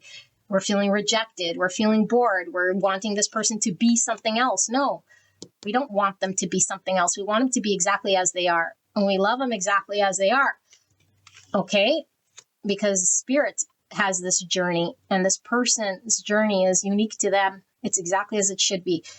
All right, beautiful angel. I love you so, so much. If you're drawn to another pile, I will see you there. All right, bye-bye. Gorgeous angels, pile number 3. You guys picked the Surrealist Tarot. Love this deck. Let's take a look at person on your mind. How are they feeling about you? We'll take a look at the spiritual side of this connection, and then we'll finish off with some advice. I do highly, highly suggest you go listen to the intro message, because there's a very important message there for someone very specific that might need to hear that messaging, okay, before you listen to this reading. So these readings could come reverse, meaning it's your feelings, your energy, not your person's, okay? If that's the case, you can listen to it, or you can go check out another pile. It's up to you, okay? So we're looking at pile number 3, person on your mind, person you came here about, and how is it that this person is feeling about you right here, right now? What's going on in this connection? What are they thinking? How are they feeling? Spirit, clear and concise message for the greatest and highest good of pile number 3. Please protect me and the viewer as I channel this message. And thank you so much, pile 3, for allowing me to tap into your energy, the energy around you at this time. I'm so blessed to be here. We have the Sun, Leo energy, Divine Masculine, ego, clarity, certainty. We have 4 cups in reverse, King of Wands. Wow. Aries, Leo, Sagittarius. Lots of fire here. And we have the 9 Pentacles and the King of Swords, Gemini, Libra, Aquarius. 10 Swords. And Queen of Pentacles, Virgo, Taurus, Capricorn.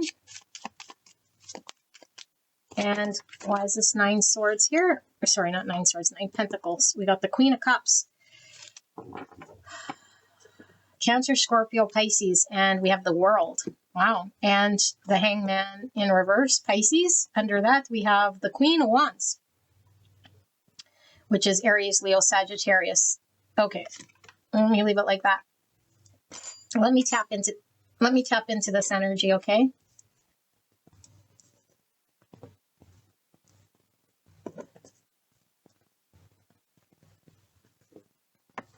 Okay.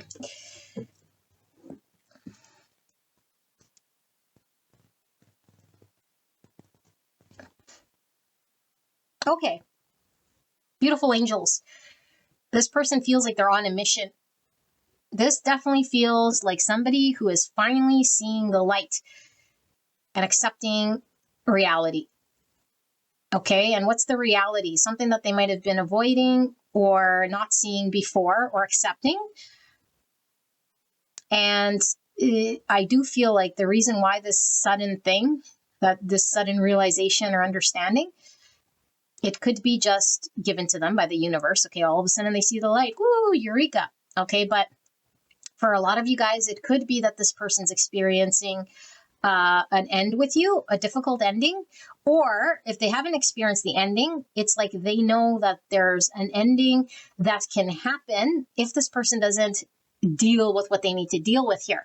They feel a lot of joy. And so this eureka could have came from a joyful moment even.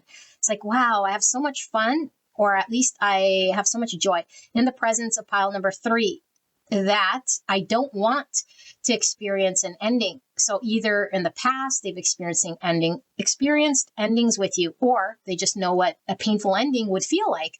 And this is like what's it called? Preventative maintenance. It's like this person wants to. It's not even about want. This person's closing out a cycle. This person is seeing the light. The fact that they've been very stuck in one way of thinking, and their one way of thinking was all about their own self. It's like an energy here of like, no one else is going to sort of take care of me. I got to think and take care of myself. And it's all about the self and their own confidence, their own world that they could build themselves. So this person could have been hyper independent. This person could have been just, I want to be single. This person could have been just unavailable. This person definitely acted like they were disinterested, or they weren't fully 2 feet in. And they weren't 2 feet in because this person was scattered or elsewhere or more focused on themselves.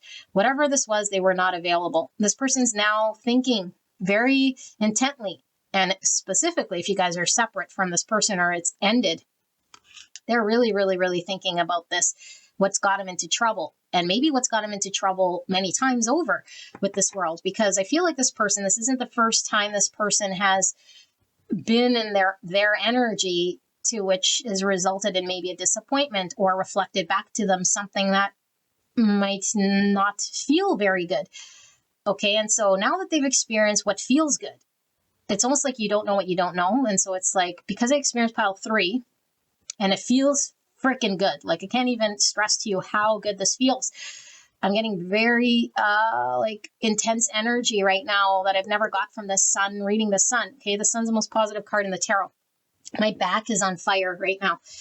This person is so fired up about you completely. You make this person feel confident, happy, and they might see themselves in a complete different way than they've ever seen themselves, which gives them more value. They feel, they feel attractive. They feel confident. They feel alive. They feel youthful. They feel joyful. They feel inspired.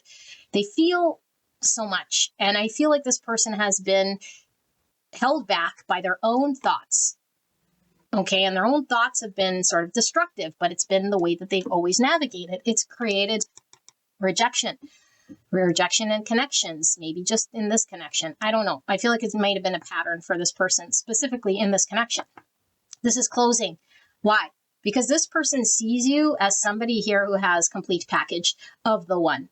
Okay, this is like wife energy, somebody who is competent, caring, compassionate, resourceful, always there, always willing to give, take care of me. Okay, this is caregiver energy. And so a lot of masculine energies. Now, this is a judgment, okay? But it's coming through as this channel. A lot of masculine energies who might have been, I don't know, for whatever reason, because there could be many different reasons, but are drawn to mother type energies, because there could definitely be a wound here in regards to wanting to be nurtured deep down in the subconscious. This person feels very nurtured by you. This could be even a parent-child type dynamic. I'm not necessarily knowing if it's codependent or unhealthy or any of that. I don't know. It could just be the dynamic. This person brings out a caregiver. This person feels their inner child when they're with you. This person feels your love, your compassion, your warmth. Like I said, my back is on fire. Okay. This person feels very confident with you. This person wants to show up. What are they doing? If they haven't shown up yet, it's like probably because it's ended and they're like, I don't want to fuck this up. I need to come up with a strategy and really think about how I can make myself available. Now, if they are with you, what are they thinking about? They're like, I need to be in an energy that's confident and that's to do as a 9 pentacle. So I could be there showing up for this connection. I want to be more. I want to be confident, but I got to think about what does that look like? Because maybe I've never had to include another. Maybe I've always been single, or maybe I've always been in unhealthy type dynamics or like situations where I've been dissatisfied and I haven't had to step up, but I'm inspired to do so. I'm driven to do so. I'm fired up to do so. And now it's more of the logical understanding of how I can do this because I've only, again, had one mindset that's led to my demise or my disappointments or, again, the 4 cups, the rejection. And so if they were fearing rejection, it's like now I got to come up with a way to show up. They want to show up here. Okay. Now, this is closing out. Some of you guys, I see 2 kings and 2 queens. This could definitely be like where each of you guys is in another connection. Okay. I generally read the kings and the queens as like people, not necessarily attributes of us. That would most likely be like the knights and the pages. It's different characteristics. Okay, but the kings and the queens for me are generally people, not always, okay, because I don't always read it that way, but that is how it comes through when I read tarot. And the fact that we have the king, like 2 kings and 2 queens, it could be that you're in a connection and this person is in a connection, and it could be just connections that are over, connections that we're just sort of in. Now, it doesn't have to be a marriage per se, but it could definitely have another person on the other side, a mother, a sister, a lover, a friend, an ex, a wife, someone who takes care of her child, someone who pays her bills. Maybe it is the mother who takes care of us or whatever. And so it's like, that's the world I know. And so I've not been available. So now this person is like fired up. They see the light. They see where they've been held back. They see where they've been challenged. And they understand that they have to come out of this period of maybe no contact or this period where they were reflecting and thinking and contemplating. And it's like, I don't want an ending. And if there is an ending, I want it to come to an end now. I really, really want it to come to an end. Interesting, we have the sunflower. It's looking like a sunflower and the sun right above it. And so the sunflowers, you don't normally see a sunflower in a 10 swords. Okay, we see it in a Queen of Wands, generally. And this one doesn't have. Okay, well, interesting. We have actually 3 queens and 2 kings. And with sorry, I'm going to bounce over here for a bit. This Queen of Wands sometimes represents the other woman. So yeah, some of them could be in another connection, and you could be. Okay, but the queen that we're missing here is the Queen of Swords. And so I feel like a lot of you guys might not be talking to this person or haven't, communicated what you guys want or your intentions. You guys might definitely be unclear, uncertain about where things are going because this person's been sort of MIA or just like, I don't know, in an energy here of 4 cups. So back to the sunflower and the sun. The sunflower faces the sun. And I was looking online. It was talking about like when you gift someone 2 sunflowers, it's like supposed to talk about being there for each other. Because when the sun is gone, if 2 sunflowers are side by side, they face each other and provide each other with the sun energy. And so they look at each other or face each other. And here we see 1 sunflower and then the sun here. I feel like what Spirit's talking about is like you and your person have been there like to be each other's sun. And maybe you felt very alone. Like this person hasn't been clear and this person hasn't been, I don't know, like the other sunflower here. There's only 1. And now it's like the sun is coming. The clarity of this connection is coming. There's certainty coming, and If it has had to come because of a challenge or an ending, then this is what's generating this person's fired upness. Like there's a lot of passion and desire to do this. Okay. If there's no other people in this connection, because for some of you guys, this is just aspects. It's like I said, this person's fired up, confident, feels very much like in this inspired energy. And now they're thinking about what they need to do logically. Okay. That's relevant for all of you guys. But if it's just no other, no other people, then it's the same aspect.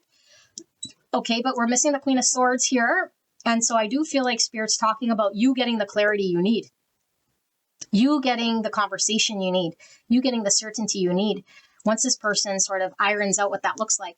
Because I feel like there's no talking, okay, and that this person is having to reveal and come clean and communicate and take action. Okay, so this is a huge closing chapter here of the old experience in this connection, which was, I don't know, whatever you experienced here, however I communicated it. It's coming to an end successfully. And this is a long period of time. Okay, this person's been like this for some time. This has taken a very long time. There could have been a lot of cycles here with this. Okay, some of you guys might be at a distance, might have met online here with this world, could communicate over the internet or over text. For some of you guys, could have met on social media. Okay, you might have to travel to see each other. That's for some of you guys, a lot of you guys. Okay, so let's dive into the spiritual side of this connection. We'll pull the Enneagram cards and dive in a little deeper. What's going on in this connection, Spirit? Spiritual side, dive in a little deeper to this connection. Pile 3 and their person they came here about. What am I missing? What does pile? Is there one reverse here? Look at that, you guys. Ace of Wands. Did I not tell you this person's fired up? I don't know why this Ace of Wands is in flip the other way around. But the Ace of Wands, well, it's sexual energy, but it's a spark. It's an inspiration. This person might all of a sudden just be inspired to reach out to you, to have a new beginning. They're really fired up about you and this connection. Okay, like, yeah, I wouldn't be surprised if you don't hear from this person like right away here. But I do feel this, I want to say spontaneous, them reaching out. Not that they're, just sort of coming up with this idea spontaneous, but I feel like with that sun energy, it's like an epiphany, a sudden realization that's come through them about what you mean that they can't ignore. And it might have taken a long time with the world. So the wand isn't just like all of a sudden, but it's an all of a sudden thing that they needed to connect to that illuminates the whole story for them, I feel they could see clearly where they couldn't before. So we'll take the ones that have revealed themselves because there's quite a bit here. And should we take these, Spirit? Yes, but I do feel there's one more. So these two revealed themselves, and I usually like to start with the ones that reveal themselves because this could most likely be what we're conscious of. Okay, and this could be in the subconscious or things that we're not quite seeing or conscious. So what do we have? 77, difficult event, stress level, loneliness, withdrawal, dropout, isolation, exile, solitude, abandonment. Number 5, type 5, the observer thinking center between interior and exterior. 30, relationship skills, seduction, attractiveness, charisma, glamour, beauty, elegance, and gallantry. Type 3, the achiever, emotional center between appearing and authenticity. What does this tell me? Some of you guys might really resonate with that 10 swords. You left. It was painful for this person. It might have been very painful for you. And you left because you had to. Why? I feel like for some of you guys, this person definitely could be in another connection or just not making themselves available. Ace of Wands, seduction.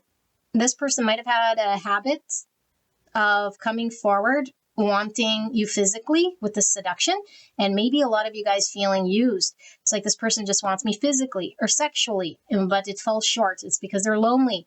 This might be what we've seen or what we suspect. It's like they show up, they're lonely, maybe they're in a loveless marriage, or maybe they want to be independent and free, but because they're lonely, everyone needs connection. They want to come and get their thrills or fills. and then they love bomb me, or they show interest and they sweep me off my feet, and then it falls flat and it falls short. They're dealing with the Hierophant, which could be a marriage. It could be a way of life. Even if it's me, I'm independent, I'm single, and this is the world I live. It's like a conditional belief of a Hierophant here that they're choosing, but it doesn't stop them from, being sexually attracted to you. Okay, and like I said, with that Ace Wand. So now they're attracted to you for sure. Okay, but let's see what's deeper here than this. By the way, 77 is a master number. Trust the fall, an adventure that arises from deep wisdom, trust of life, and trust of self. And so this is all about our ability to connect to the authentic self so we can make decisions that are in line with our greatest good because we trust ourselves. We're not sort of acting willy-nilly, acting out of fears and not making decisions for our highest good because we're still not clear. Okay, that's why that sun is very important for us to see the truth of who we are, what we want, and be honest with ourselves. I think this person had a difficult time being honest with themselves and saying, this doesn't work for me, this mindset, this wanting to be single or independent, or this lifestyle or this marriage, it's not for me. I'm unhappy. It isn't working. And then trust themselves to make good decisions from that deep place of wisdom so that they could be in line, but it's like, I want to have my cake without dealing with the thing that I got to deal with. And so I come to you, I get to my connection, I feel this, and then I'm not doing any of the back end stuff that I need to do. This is infuriating, very frustrating, because I think this is what you experience with this person, but we saw the world. And so this is closing out, but let's take a look. So universal love, 83, mystical experience, growth level, union with divine love, true self-worth, self-love, union of souls, unconditional love, profound compassion. Type 2. And then it's all in French because I think they printed it wrong. So 2, Pisces. What is this? 2 is about decisions, balance. Okay, it's also about duality. And so this is like yes, no, seeing an out there and in here, seeing things as dualistic. This person had root chakra trauma when it comes to being authentic about what makes them feel safe and be honest with what makes them feel loved, appreciated. And I feel this person is learning about love of self, coming into union with self, relying on self to make decisions that are for the highest good of self through unconditional love and this profound compassion for themselves, because this person might have carried a lot of shame, might have carried a lot of guilt, might have carried a lot of, and the root chakra is very heavy type stuff. We might fall into addictions because we're just filled with shame. And it's like, man, I'm a bad person, or I'm horrible, or I'm impulsive, or like I'm given to my sexual impulses, and we beat ourselves up. And if we have like heavy religious beliefs that tell us we're bad, and all of this stuff, it's like we carry that belief and it doesn't help us to heal. Okay, so there's acting in line with truth, with the highest good, with love and compassion, out of unconditional love. And then there's like reacting from the shadow and then beating ourselves up and falling into the shame game that this person might have kept falling into every time they showed up and sexually were pulled to you potentially here. Okay, now if you haven't been physical with this person, it's like, getting the bonding, getting the connection, connecting with you, and then falling short. So this has been, I feel, a cycle here, and a need for them to choose themselves, be honest, not lie, not live a life because they say, well, I've always counted on this Hierophant. This is what's expected of me. This is what's the right thing. That's like, is it right? Is it in line with self-love? Or are you just filling a role here because you thought that that's who you had to be or who you were at one point in time? Okay, and they might have to choose between you and this Hierophant, whatever the Hierophant is, another person or their lifestyle. Okay, so 66, another master number. So 66 is service as a source of joy in which one pours from an overflowing cup, not martyrdom. Okay, so it says initiatory ordeal, stress level, betrayal, altered exterior image, falsehood and lies, failure, humiliation, social decline, and career inactivity. Type 3, the achiever, emotional center between appearing and authenticity. So 3 is Empress energy. Okay, this is Taurus, Libra, and this is all about giving and receiving love. Okay, 3 is about growth, relationships. 3 is about communication, joy, and self-expression. It's also about groups. Okay. And so I feel here with the yellow, which is solar plexus, it's like what other people would say about me, my image. And with this falsehood and lies, I feel like this person's in a 7 swords to themselves, in denial about their feelings, being true to who they love and how they feel. And this humiliation could be I act in certain ways that I'm not proud of. And then I carry that judgment of myself. And I don't want to be appearing like humiliated in front of people, this image that I have to upkeep, and so this person could have certainly been keeping you a secret or not being completely open and upfront about what is this connection? What does it mean? Where is it going? And so you might have even felt betrayed, thinking like, am I a closet relationship? Is this something that is going to be exposed? But this altered exterior image, it's like, I will only show to the world the me that I want other people to believe and see. But I act in different ways. And the acting in different ways was you sort of on the side here. Okay. This is career and activity too. So it could be that your person might be, for some of you guys, it's just coming through. They could be somebody here who's lost a job recently, or who is not connected to what they do for a living, and they're dissatisfied there as well. So that could be why they're having this sudden light as well. It's like, I'm unhappy in all aspects of my world. That's just for some of you guys. For the most part, that's this whole image and the emotional the ego self that we want others to see. Okay, and we upkeep that story with the 7 swords rather than be honest and go after what we love and speak our truth and say, I love this person, or I'm no longer satisfied here, or this is what I need for me, and I see myself as worthy. This person has a lack of self-worth, I feel here. There's what is it called? A low self-esteem, I feel here. Even if this person seems confident, or even if they're acting like they're all strong or whatever, there's low self-esteem here when it comes to their self-worth. That's what's generating this person's inability to be honest. What will other people think? How will I appear? I don't want to be humiliated if I make a decision that other people don't agree with. Some of you guys might be in the same sex, all those kings and queens, okay? It could definitely be for some of you guys. And so it's like, then I'd be humiliated, or then I'd be like, what would that look like, So we have mystical experience growth level 90, resurrection, salvation and redemption, victory over death, spiritual grace, total harmony, profound peace, hope for eternal life. Type 9, the peacemaker, instinctive center between forgetting and asserting oneself. So 9s are about fruition, completion, fulfillment. We have the world, okay, which is about completions. 9 is also hermit energy, which is know thyself, get connected to the inner self. Okay, and 9's also moon, which is all about our emotions and our subconscious.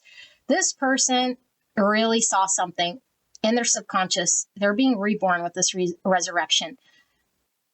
Okay, this resurrection, my goodness, I'm having a hard time talking. This resurrection is all about them being born again, aligned with the purest version of themselves that they've connected to. I'm getting that sun energy again, very hot on my back, profound peace.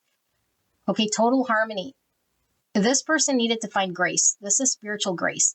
If we carry judgments, humiliation, and we devalue ourselves, and we carry that 10 wands of burden, okay, where we're carrying undue hardships and believing that other people are going to think this and that, and going, behind the scenes, doing things that are seem like lies because we're not being honest. We carry that for so long, we can't.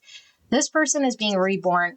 They want peace, and they're showing grace to themselves by being honest.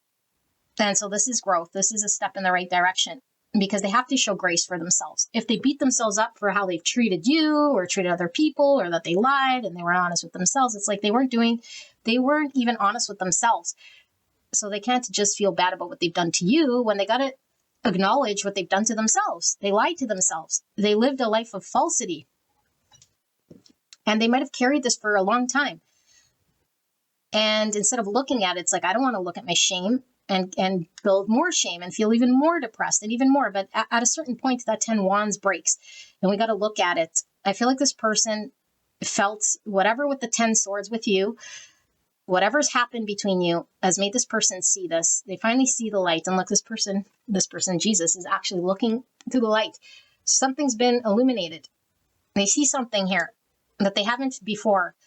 And they don't want to live a life of betrayal and this whole image stuff that's heavy to carry. Okay, social decline. It could even be that their life was getting very heavy and depressing and going downhill ever since maybe you guys parted, or maybe before they've met you. And it's like, now when I'm around pile number 3, I feel happy, I feel light, I feel confident, I feel wanted, I feel desire, I feel passion, I feel love, all of these wonderful things. So why would I lie and deny? Why would I ever want to feel lonely when I know what passion and love and feeling wanted feels like? This is what this person's being born to, okay, or reborn. 50 sin, ego level, unavailability, stingy with one's time. Stringy? Isn't it stingy? This is stringy. Is that a word? Stringy? All right, stringy with one's time. I think it's stingy. Invested elsewhere. Yeah, absorbed, busy, focused elsewhere, invested in his passion. 5. Type 5, the observer, thinking center between interior and exterior. Okay, remember how we had career inactivity? And now we have invested in his passion. It's kind of pulling from the same energetic body. I don't know that this person is necessarily sitting at home doing nothing necessarily, like no job, no passion. I feel like this person might be focused on a passion.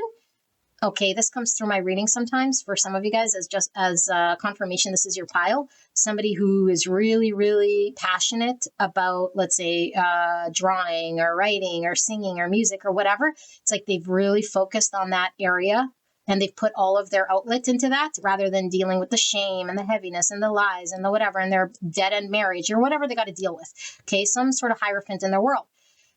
This person's been invested in that because it's like it's their outlet, and rather than dealing with you or being honest with themselves, it's like that's made me sort of focus. But we know that this person's been unavailable to you.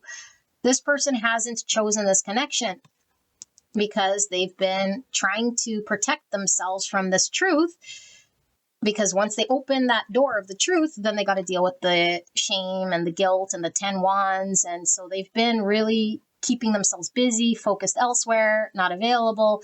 And they're in line now with this rebirth, with this light, this clarity. Okay. And I feel like this person's been really touched emotionally here with all this blue chakra in order for them to communicate their truth. Okay. Authenticity. They're really called to speak their truth and not be 7 swords about this. So, character, ego level 4, the ex-husband, wife, ex-spouse, ex-lover, ex-flirt, ex-partner, ex-companion. Type 4, the individualist, emotional center between lack and abundance. So some of you guys know that this person is in a connection, okay? But I don't feel it's the case for all of you guys. You would know about this. This isn't a secret relationship going on that you don't know about.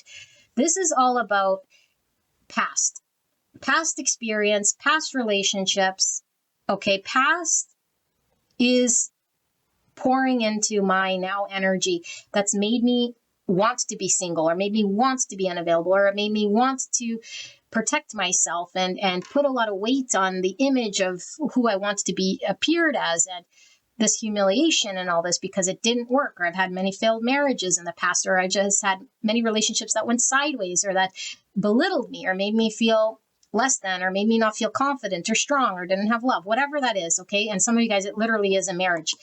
And the X here is all up in the mix, but it's X because it's fallen apart and it needs to transform and it needs to be let go of. So this person could be reborn. They're realizing this, okay? We're getting Emperor energy from the number 4. Also Scorpio with the death. Okay, 4 is death. Well, 13 and reduced to 4 is death. And that is the release of what no longer serves us. This person's hierophant way of living, their marriage or their belief system, what they valued, what they were doing, is something that is now being transformed. Okay, and it was really upkept because of the past experience, engagement, and beliefs that they were really attached to. This person had to strip that all away. Look, this person is naked. Okay, they have to strip it all away. They have to be very vulnerable. They have to be very honest. They have to do this on their own before they could step up like this emperor. Okay, emperor also could talk about being the father. So some of these could be married. They could have children. Okay, but this person's felt very alone, whatever world that they've been in, even if they've been focused on their creative passion, okay, or if they've had their nose to the grindstone with career, but it's been like very empty feeling. This person feels alone. It's like they couldn't find fulfillment in that job or in that thing that they were focusing or putting their nose to, because they thought it would heal. They thought it would go away. They thought they could avoid this work, and they can't. They feel lonely. And they know what loneliness feels like now because they feel your sun. They have felt your sun. They know what that's like. This is what they want to come alive to and shed this old version. Okay? 69, relationship traps, stress level, security, effective security, assurance, shelter, survival, guarantee, family stability. Type 6, the loyalist thinking center between mistrust and trust. So, first of all, I'm getting more sexual energy with the 69, and we had the wand. There's a lot of passion, a lot of sexual energy. I feel like this person might have really maybe even lost your trust with maybe making you feel like, I don't know, they're a sex person or something like this, you know? It could have seemed like it was only sexual or only physical or something like this, okay?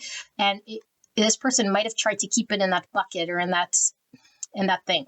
I don't think it's helped them. It's made them feel shame. It's made them feel not good. Okay, but it wasn't because they wanted to use you in that way. It was because this person was being shown. And what are they being shown again? What it's like to be lonely, what it's like to carry judgments on themselves and not connect to self-love, and then what it's like to connect to the light, what it's like to connect to love and acceptance. Okay, and so this person has to deal with this Hierophant and this family stability thing. There's a conflict here that they're having to overcome. Okay, they have to overcome with this Emperor energy. If they're single and they're adamant, I am single, that is my lifestyle, I'm not supposed to have a family, or I'm single forever, or I'm like independent and never to get married or never to be in a relationship, or I don't know, whatever that speak is, it doesn't provide them security in their world or your world in this connection, because they're choosing fear and not love. Okay, with the 6 is lovers. Lovers is the devil and the lovers, which came up for all 3 piles. So are we choosing the devil? What holds us back? The fears, the shadows, the unhealthy thoughts, patterns, addictions, behaviors, vices? Or are we choosing the lovers? The choice to choose love, unconditional love, self-love, be honest. The choice is this person at a crossroads. And I think this person finally sees the light. This connection is going to need security. They're going to have to show up. They're going to have to give you assurance. They're going to have to give you a guarantee. They're going to have to make this relationship not hidden, not a closet relationship, not a thing that's only on the sides at 4 p.m., on a Saturday night or whatever. This has to be something that's, confirmed, official, and secure. This person has been acting out of survival. And the survival here is to keep the energy illusion that is upkept, so that they wouldn't have to look at their own judgments and their own projections onto themselves, that they're a horrible person for doing that, or other people would see them in this way. They didn't want to look at this. Who would want to look at that? Obviously, because it's painful. We'd have to deconstruct it. We'd have to be honest. We'd have to look at the devil. Looking at the devil is not pleasant. This person has been very unavailable. These are 2 opposite energies. They're going from not being available, focused elsewhere, distracted, avoidant, okay, but not just avoiding you, avoiding themselves, avoiding their pains, avoiding the truth, avoiding that they're in a situation that isn't pleasant, to having to acknowledge, be secure, show up. Okay, this is a fight or flight with this shelter survival. Okay, and I feel like this person wants to be there for you, because they know that light energy with the sun, it's been illuminated for them, the difference. One feels lonely and one feels like they're reborn here. Okay, total harmony, profound peace, family stability. I feel like whatever was unstable here with this root chakra, because again, this person, I really feel there's challenge in the root chakra. Okay. They might have even like eased this pain or scratched this itch through many different ways of distraction, addictions, focusing in, like I said, on that passion, but like unhealthily so, because it's like spending so much time distracted, rather than working on self-love and their self-worth and connecting to this unconditional love. Okay, now we have profound compassion, profound peace, hope for eternal life. This person's connecting to a part of themselves that's been awakened by this connection. And they know that they have to be this emperor in order to make a choice. Okay, not to keep choosing the fear, because the fear kept leading to loneliness. And it repeats. It's like loneliness, and then they would either love bomb you or like get a taste or whatever, and that's come to an end. And I feel like a lot of you guys might be unavailable now. Maybe this is why this person's had this profound epiphany. You're no longer in their world. How do I reach pile number 3? I can't. I've done this too many times. The loneliness, the love bomb, the loneliness, the love bomb, okay? And for some of them, if they are not doing this, it's like they've been unavailable in their world to you to provide you with commitment and some form of security, despite them having a lot of attraction and you knowing that they had it and maybe giving you glimpses of this thing, but making you feel lonely, making you feel shut out, making you feel like they were choosing something here that was like, well, it seems loveless, or it seems dead, or it seems like it's not going anywhere. And you felt betrayed. You felt like they were choosing this thing over you and this connection. So let's get you some advice. Pile number 3. I'm going to check my time. Okay. This thing only records for 3 hours. And it cuts out. So let's see. Pile number 3. Guidance. Advice. What does pile number 3 need to know? What do they need to do? Beyond limitations. That came out, I think, for pile number 1. Guidance and advice for pile number 3. Maybe feel one more. It's this one. Okay, so beyond limitations. Today, I exceed my own expectations. I open my consciousness to the infinite. There are no limitations, and there is no end. Everything is unfolding in a continuous now. Therefore, I open my thoughts towards a broader horizon. I look beyond my perception of reality, beyond all barriers created from my own beliefs and fears. I am now open to new possibilities. So I feel like a lot of you guys here have an understanding of this person and where this is going. Erase it. It's not helping you. You don't know. And you might say, well, they've proven to be this and they've proven to be that. And I'd be foolish to do this and I'd be foolish to... No, you're foolish to think that the present moment that's never happened before is going to be what's happened in the past. Now, this doesn't mean that the past can't reproduce itself. Okay, but we have to let go. We have to let go that we know what's going to happen in this present moment. If a person all of a sudden has a eureka moment, a change, an idea, an inspiration, something different, because every day is different. Every day is sort of waking us up to different aspects of ourselves. If you're pegged to one understanding, this person's just like this, and this is what they've shown me to be, and this, okay, then stay in that timeline. Disappointed, upset, lonely, angry, okay? You can either stay there or you can accept the fact that every moment is a new moment in the present moment, and that there's no limitation, and you could be discerning, meaning you don't have to buy hook, line, and sinker everything that this person is saying or doing, but you don't have to be projecting what you already know, where it's going to go and how it's going to go and what they're going to say and why they're saying what they're saying. No, you're not spirit. You're creating limitations. You're boxing this person in, or this connection into a certain story of how you think they are and how you think will go based on what you've experienced. And there's nothing wrong with doing this from the perspective of that's what humans do. But when it comes to reality, that's not accurately aligned with the truth, because nobody knows this present moment because it hasn't happened. And so every moment is going to be completely unique, and there is no limitation. And so anything can happen. And so you need to be open. And you can't be hanging on to ideas and destructive vibrational energies that are lower state. because then you're going to project and only hear those things in which you think is what this person means by it. You're going to miss a whole bunch. You're going to miss 98% of what's going on. Okay, and so everything is happening all in one sort of time. It's not on a linear, meaning the potentials of every timeline is sort of happening right here, right now. We get to choose which one do we want to fall into. Do I want to fall into the one that gives me the narrative and the dialogue that's like, yeah, this person's always the same, nothing's going to change, or blah, blah, blah, blah, blah. Okay, you can, go ahead. But that's what you're going to see and experience. And so every moment we're detached from the past and we're not projecting into the future. But what are they going to do in the future? Are they going to be like this in the future?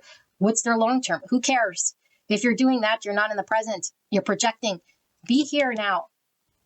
Okay? And the only reason we wouldn't want to be here now is because it's like, I don't want to get hurt. Okay, so you're distracting yourself and you're doing exactly what this person was doing. Instead of acknowledging what's here and now, dealing with the here and now, we're distracting ourselves by being in the future. We're distracting ourselves by living in the past. And none of that can create unlimited potential. All it does is create limitations because we're not present. And so to be unlimited, to be infinite, to be open to all timelines, we have to be limitless. We have to be completely open. Okay, now not so open our brains fall out that we're like, have no discernment. No, be open, but be discerning from the heart, not from the mind, not from the past projections of what's happened. And I feel like this is probably what happens. And so there's healing you need to do, because if this person has come forward, even if they were, let's say, changed by quite a bit, you probably wouldn't see it because you're too fearful of what's happened and how they might be and what's happened in the future. And did they do this? And will they do that? And well, no, if you're that, then you're not ready. Then you need to heal that. Detach from the past. Okay. You can remember what it was that they did, but it shouldn't impact the feeling you get when they're in your presence in this present moment. Now I feel like heaviness in my gut, or like I don't trust them, or like anxious, or I need to know what's this and that. No, then all of that means you're still attached to past story, or attached to a version of them that you think is them in your mind that you're concocting. Okay, or you might be attached to an outcome, what you think they need to do and how they need to be. It's like, no, get rid of that. Okay, open your mind. Unlimited possibilities. Anything can happen here. The divine has the wheel, and the divine can do wondrous things. The divine has no limitations. Only we do. So leave it to the divine. Open yourself up. Okay, you have to be open for this to come in. And I don't feel you are. I feel you're closed and you're limited and you're narrow. And so you'll keep experiencing disappointment, even if this person's awakened or gone through this. Okay, so open, open, open, open, open. All right, what do we have? Dance to the rhythm of life. This came out for pile number 2. It says, today I find joy in my heart. I lighten my life by releasing what I no longer need. I align myself with who I am and gently acknowledge who I am not. I am grateful for what I possess and am at peace with what I do not. I appreciate and accept my life as it is. I live according to the will of God. In this way, I dance with life and see the magic of love bloom. See the magic of love bloom. Something could bloom here, but not if we're limited, not if we're projecting, not if we're hanging on to pasts. This is asking you to let go of anything that's happened. Okay, now you can do what you want.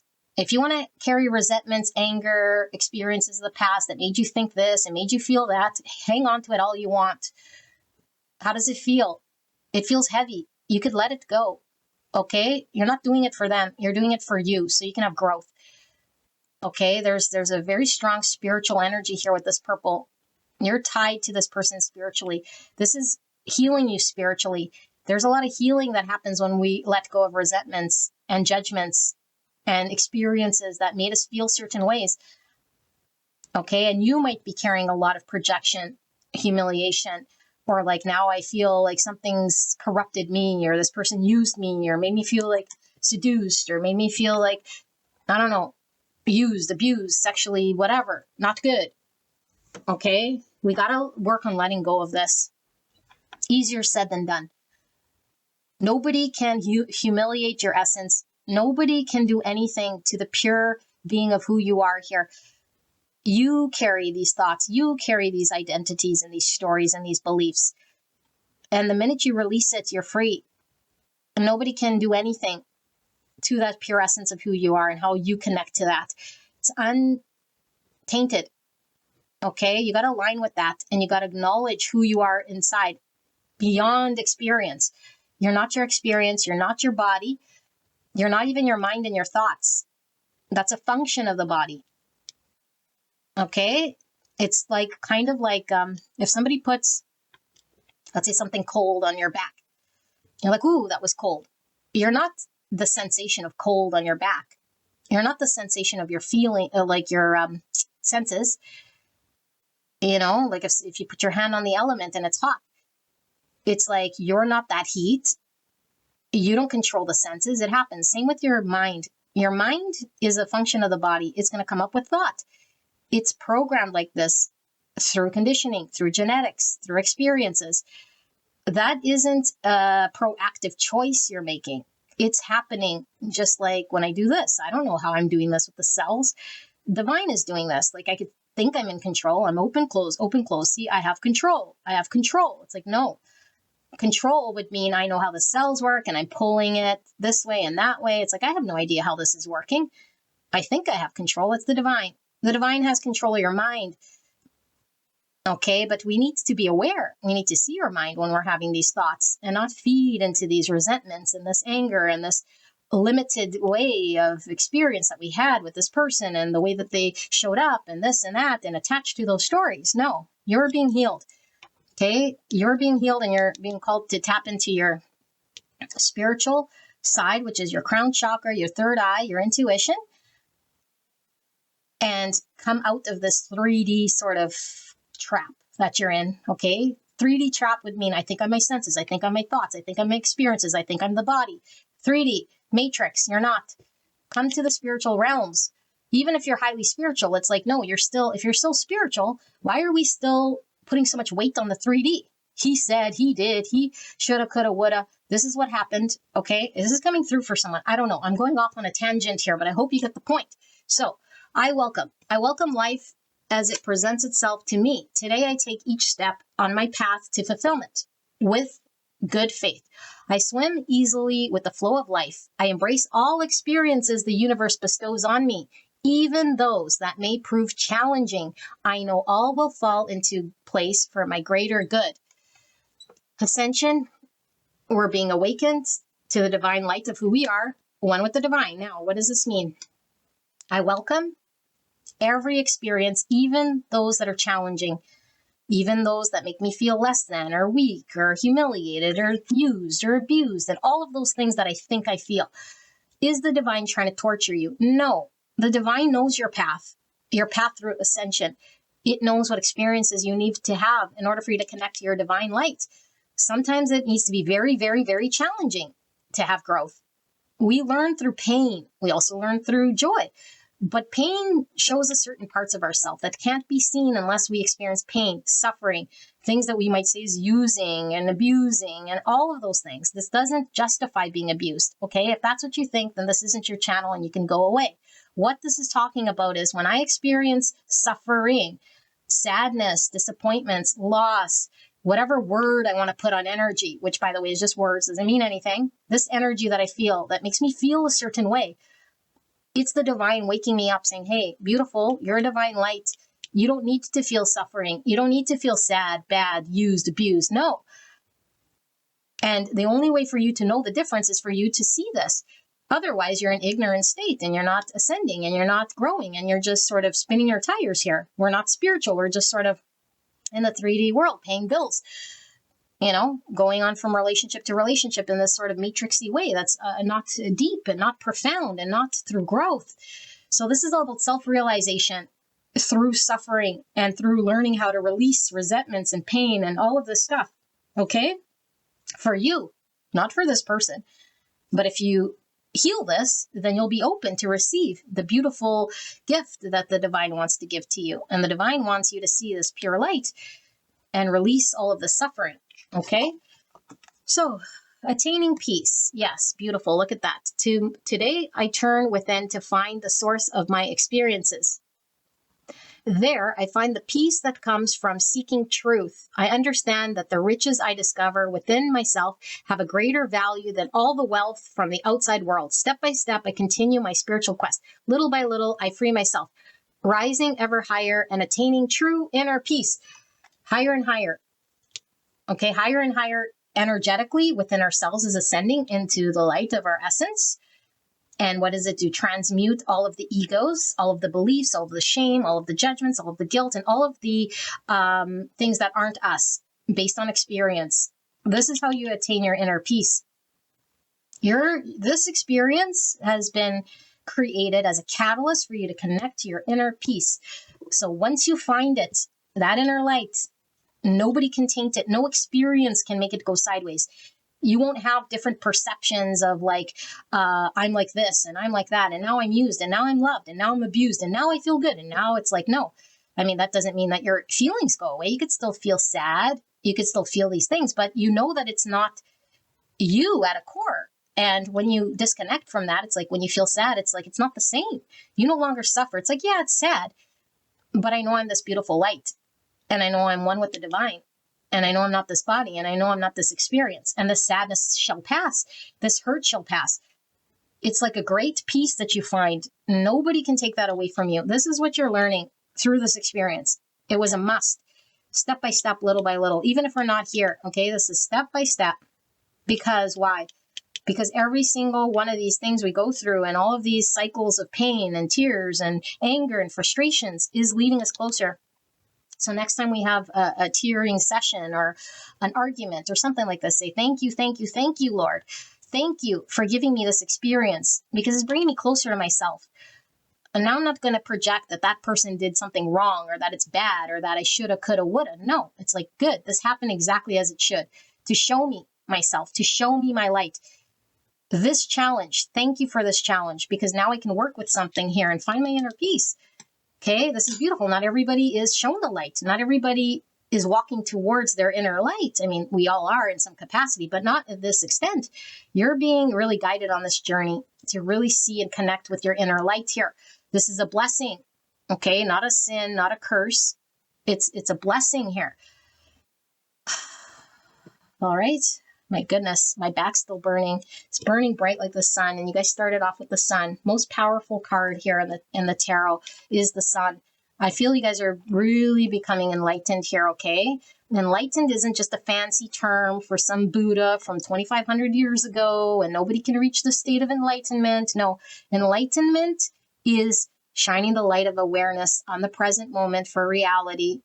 It is without egos, judgments, preconceived stories and the veil of the trauma that we try to project onto things. It's being very present with the energy that is and letting go of everything that it's not so that we can enjoy reality. Okay, we're aware, we're present, we're enlightened. We find peace this way. We're not carrying burdens and heaviness. That's only when we're still attached to stories of past situations and experiences. Then we suffer. You don't need to suffer. We're letting it go. And when you let it go, your arms are open because you're not hanging on to stories of the past or clinging to what can be in the future. Your hands are full. Okay, open. No past, no future. We're open. And now when you're open, the door is open. And what does Spirit want to give to you? Beautiful, warm sunlight, a beautiful relationship, a beautiful divine connection here with the divine, okay? And then you get all the blessings here. People, situations, circumstances, but you got to align. All right? Gorgeous angels, I hope this helped you. I'll see you at the next one. Bye-bye. Hello, gorgeous angels. Pile number 4. Gorgeous, beautiful angels. We're taking a look at the person on your mind. How does this person feel? And what are they thinking exactly about you and this connection? I highly suggest and recommend you go listen to the intro message, all of you guys, before you listen to this, okay? There's a channeled message there for someone, very important, that we connect with whatever we're needing to hear with this reading, okay? Before we make assumptions. So we're going to dive into person on your mind, their feelings, their thoughts, and then we're going to look at the spiritual aspect of this connection. And then we're going to finish off with some guidance and some advice, okay? So this could be challenging or triggering, but Like I said, it's all to provide healing. Okay, so you guys picked the Jane Austen Tarot. We're looking at the person on your mind, who you came here about, and what are they feeling and thinking. Spirit, please protect me and the viewer as I channel this message for the greatest and highest good of beautiful pile number 4. Thank you so much, pile 4, for allowing me to tap into your energy, the energy around you at this time. So blessed to be here. Spirit, please let me channel this and communicate this in a way pile 4 will understand. Thank you so much.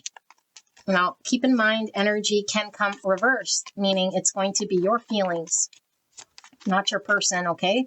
So you can crisscross energy as you see fit. And if this is your energy, then you might want to go check out another pile, because chances are your person could definitely be in another pile. Okay, so let's take a look. We have the Lovers and Justice. So I don't read bottom of the deck reverse. 2 major arcana. We have Gemini and we have Libra. Wow, so 2s are really sticking out to me, okay? 2s are about balance, duality, choices. Choices, balance, fairness, justice. And this could definitely be a destined partnership of sorts here, okay? I know, like I mentioned, I'm reading for soul contracts here, or soul connections, soul bonds, twin flames, that sort of thing. Justice and Lovers, destined contracts is kind of what's coming through. Let's see. So we have 3 of Pentacles in reverse, 2 of Cups in reverse, yikes, and Queen of Wands, Aries, Leo, Sagittarius. It's the readings of the Queens of Wands coming through. All right, and then the 3 Swords, yikes, and we have the Emperor, Aries energy. See the couple? Divine Masculine, Divine Feminine. Okay, we're just talking energy. And then we have 3 Cups. Wow. 3 Swords, 3 Cups. Now, 3 Swords, 3 Cups could both indicate third party for some of you guys. Okay, if it's not a relationship, it's most likely someone here has an energy getting in the way of happiness for another individual. And I'm going to call you the person who's not happy. Okay, you could flip it like I said. You're not happy because this person is in a 3 Cups. Okay, now I always sort of read 3 Cups in a negative way because that's how it comes through my channel, negative. 3 Cups is a very positive card. This is about celebration, happiness, networks of friends. Okay, could even talk about pregnancy. It's a very happy card coming together. Okay, but it is like it is sort of superficial in its shadow attribute, because it doesn't allow somebody to get deep with the 2. And it is, when we have a 3rd cup, it's like it's like a watering down of something that could be between 2 people and intense. It now throws a bone in the mix, okay, a wrench in the mix, whatever you want to call it. And so it's like it keeps this connection sort of light. It doesn't allow it to become deep. It may stay in friend zone, or it could be that this person is really focused on friendships and partying and like being lighthearted. But when it comes to being intimate and a one-on-one union and an intimate partnership, it's like it doesn't happen. And why doesn't it happen? Because we're too focused on quantity, not quality. So this person could be like, I have a community of friends, or I have my family, or I have all these people I got to upkeep, and I like to go out, I like to socialize, I like to blah blah blah. It's like, yeah, but it's at the expense of a 2 Cups. And so you're experiencing a reverse 2 Cups. Of course you'd be 3 Swords. Sad. I'm sad. I feel separate. I don't feel loved. I don't feel 2 Cups. I don't feel like you value me the way I value you, or I feel like we can't come together and show each other love. Sad. Okay, some of you guys might be in a separation here. Maybe this person chose to live a different lifestyle, or chose a 3rd party, or like keeps you in friend zone, or can't open up. Whatever this thing is to you guys, you'll know. It's not like they have this hidden mistress that they go see that you don't know about, okay? And that's not what's coming through this reading anyway. And if they do have that, then that's, like I said, not coming through in this reading. So use your discernment whether that's a thing for you or not, okay? But what this is telling me is that the fact that this person can't get to 2 Cups with you is saddening to you. there's a choice this person is having to make. And most likely one choice is choosing the 2 cups, which is a union between you and this person. The other choice is choosing the 3 cups, choosing the party lifestyle, choosing his friends. I say his because it's under the Emperor. You don't have to be I'm born male. Okay, but I'm going to say he because, one, it's my channel. And if you get triggered, then I'm probably not your reader. So Emperor, he is choosing a 3 cups. Okay, and you feel left out. You feel hurt by this because it's like, I want 2 cups. I want you to show up for me. I want to be giving and receiving in a flow state, in a union. This is balanced. But he'd have to choose this. And what is he choosing? He might be choosing the lighthearted relationships over this. He might be choosing the other person that isn't as significant to him because guess what? This other person isn't in a 2 cups either. Okay, so this Emperor is showing up in the upright. And because what I feel what Spirit is really talking about is this Emperor coming into an understanding of his position right now of bringing balance and harmony based on decision and a choice that he is faced with. So I feel like he's at a crossroads to make a choice with the 2s I was feeling. And he's looking at the pain, and he's looking at you like this beautiful Queen of Wands, and he sees you here as a Queen of Wands. Whether you see yourself like this or not, he sees you as beautiful, attractive, intelligent, okay, full of fire, full of inspiration. Okay, very beautiful energy. This is the most attractive queen when it comes to, what masculines are attracted to. And so is this person heavily attracted to you? Yes, but it hasn't prevented them from creating suffering. But they're seeing the suffering they've created from you, or to you, I should say. Okay, no one can create suffering to you, but a situation in which suffering has occurred because of their inability to step up. And what have they not been stepping up? I feel like this person hasn't been in the 3D world collaborating, showing up, balanced, and emotionally available. And I feel like it's in both sort of realms here. 3 Pentacles is like putting in the efforts, the energy, making the commitments, showing up, trying to work through issues, collaborate, counsel our way through challenge so that we can show up and love each other and have the same values and harmony. This person is blocked in both. Meaning they're really looking at right now, okay, whether you guys are in a good patch or a bad patch, because I truly believe this is coming from your person's perspective, okay? But like I said, you could flip it. This person is really seeing themselves as somebody here who has actively made a decision to put this connection at risk in a way that didn't step up, didn't show up, left you heartbroken, left there being pain and suffering, despite how strong they felt or how attracted they were to you.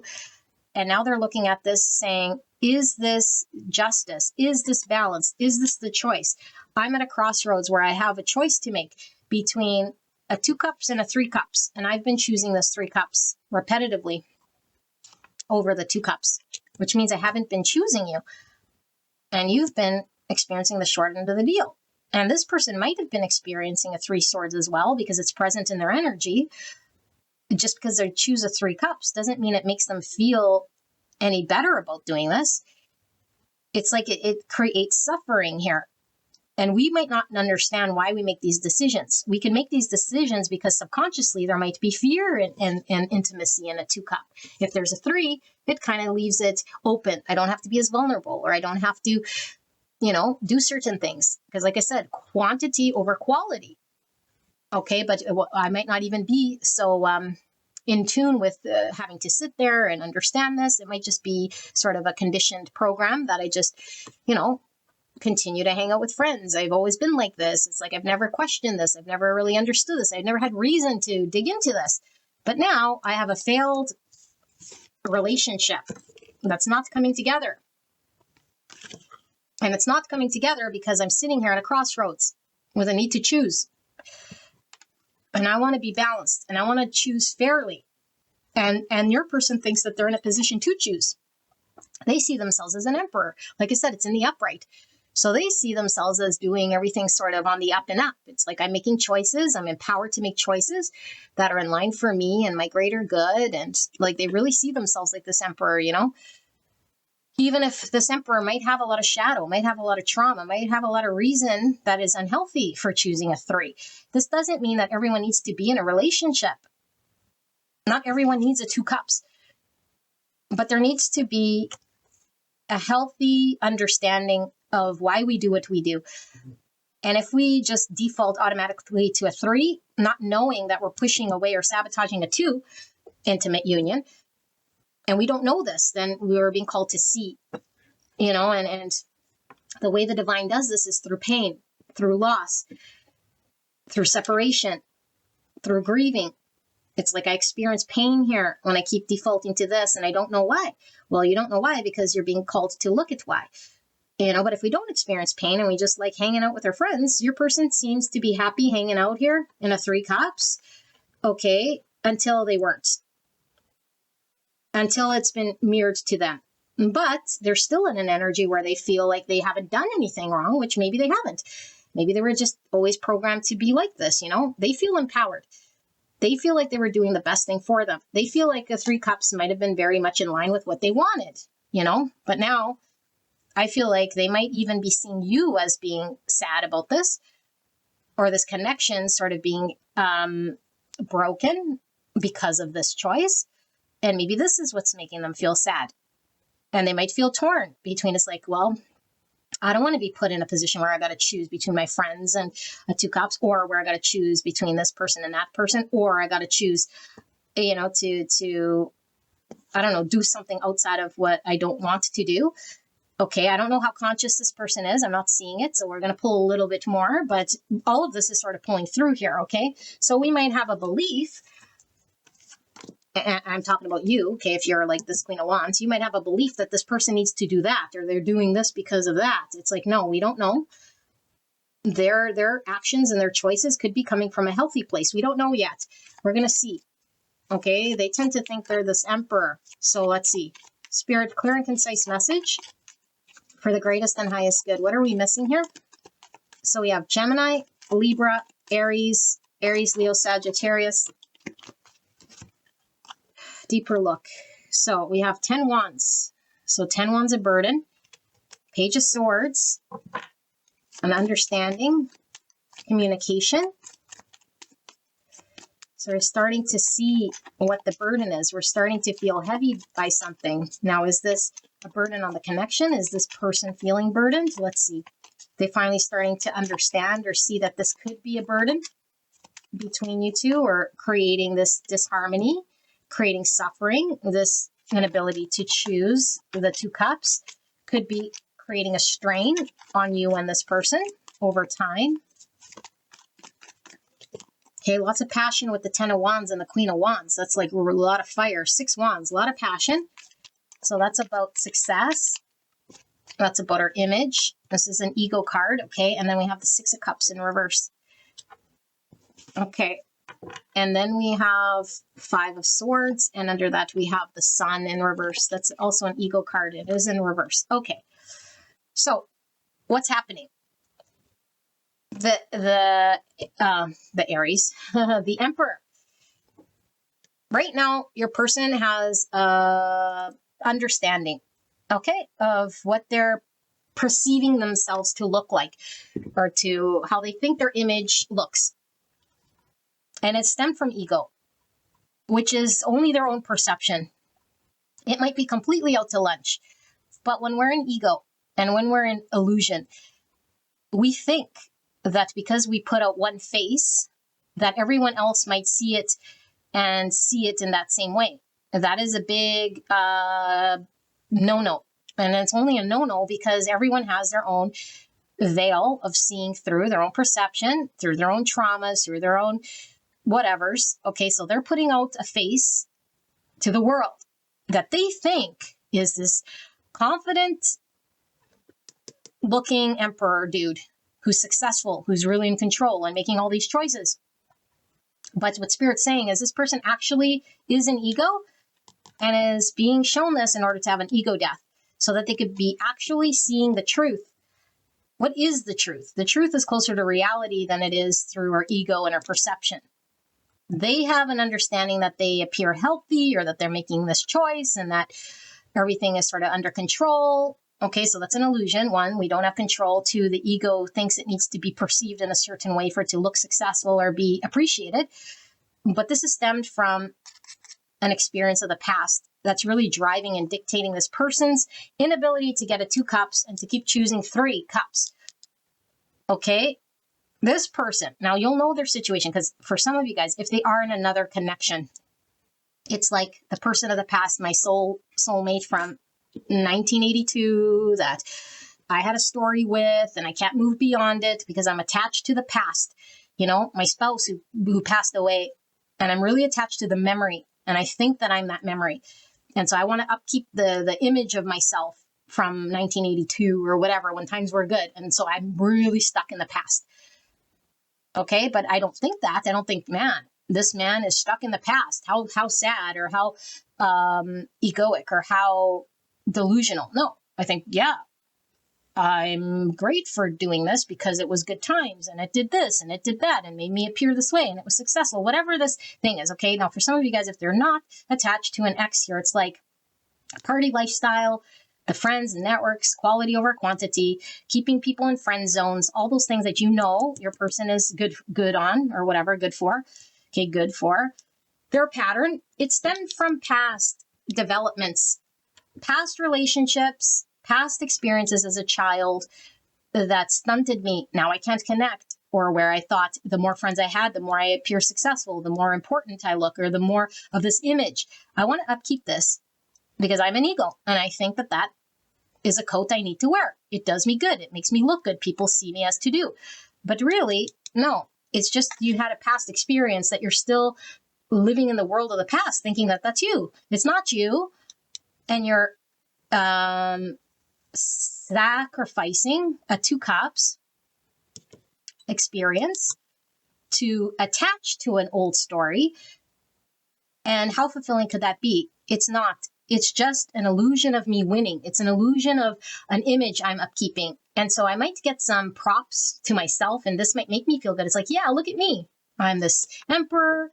I'm feeling good because people see me in this way, because I have all these friends and this belief that I had that I generated from a past experience. And now I just feel like I'm seen, and I pound my chest and it feels good.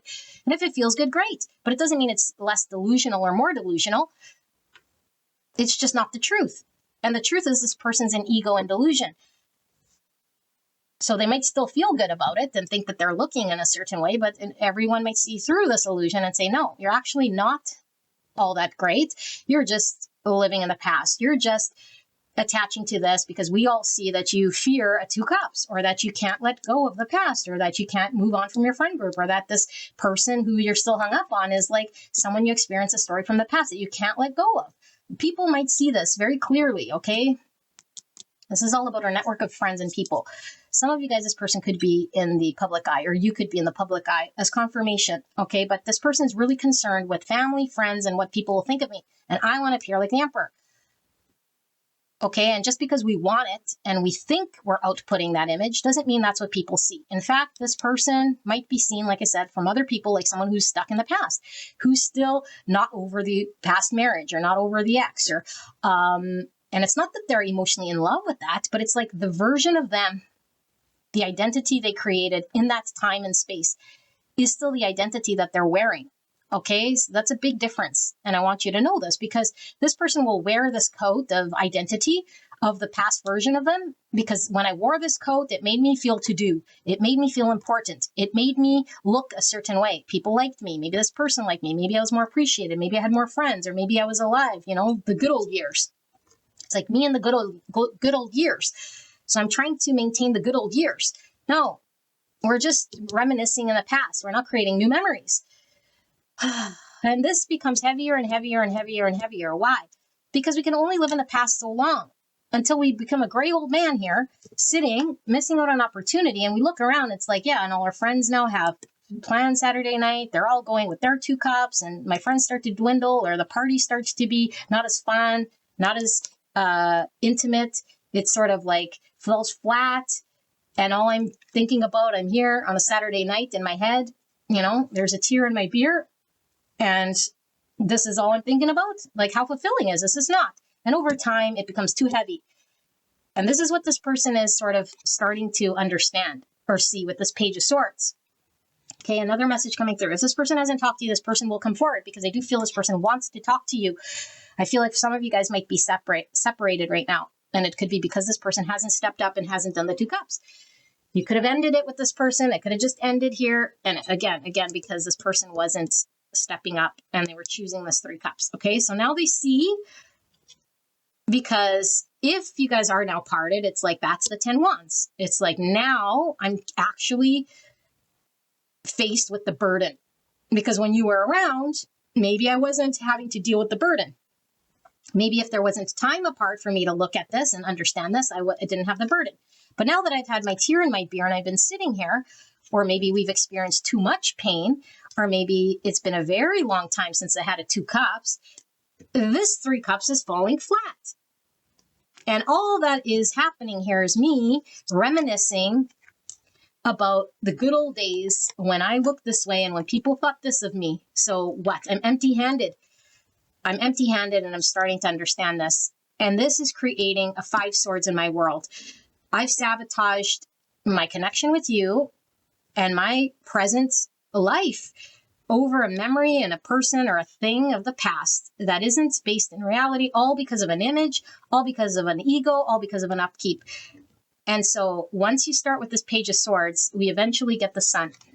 The sun will rise, okay? When we see the sun, whether it's upright or reversed, doesn't really matter so much, because the sun will rise and it's always the sun, okay? And so we're seeing the reverse only because I think clarity is coming, where this person was deep in ego, but the ego needs to fall and they need to see through this illusion, this deception of who they're telling themselves they have to be in order to be, I don't know, seen in a certain way or appreciated or celebrated. It's like, no, you don't have to be the past version of you to enjoy life. They have to see and understand this. So they're being awakened to this, okay, and it's through conflict and challenge.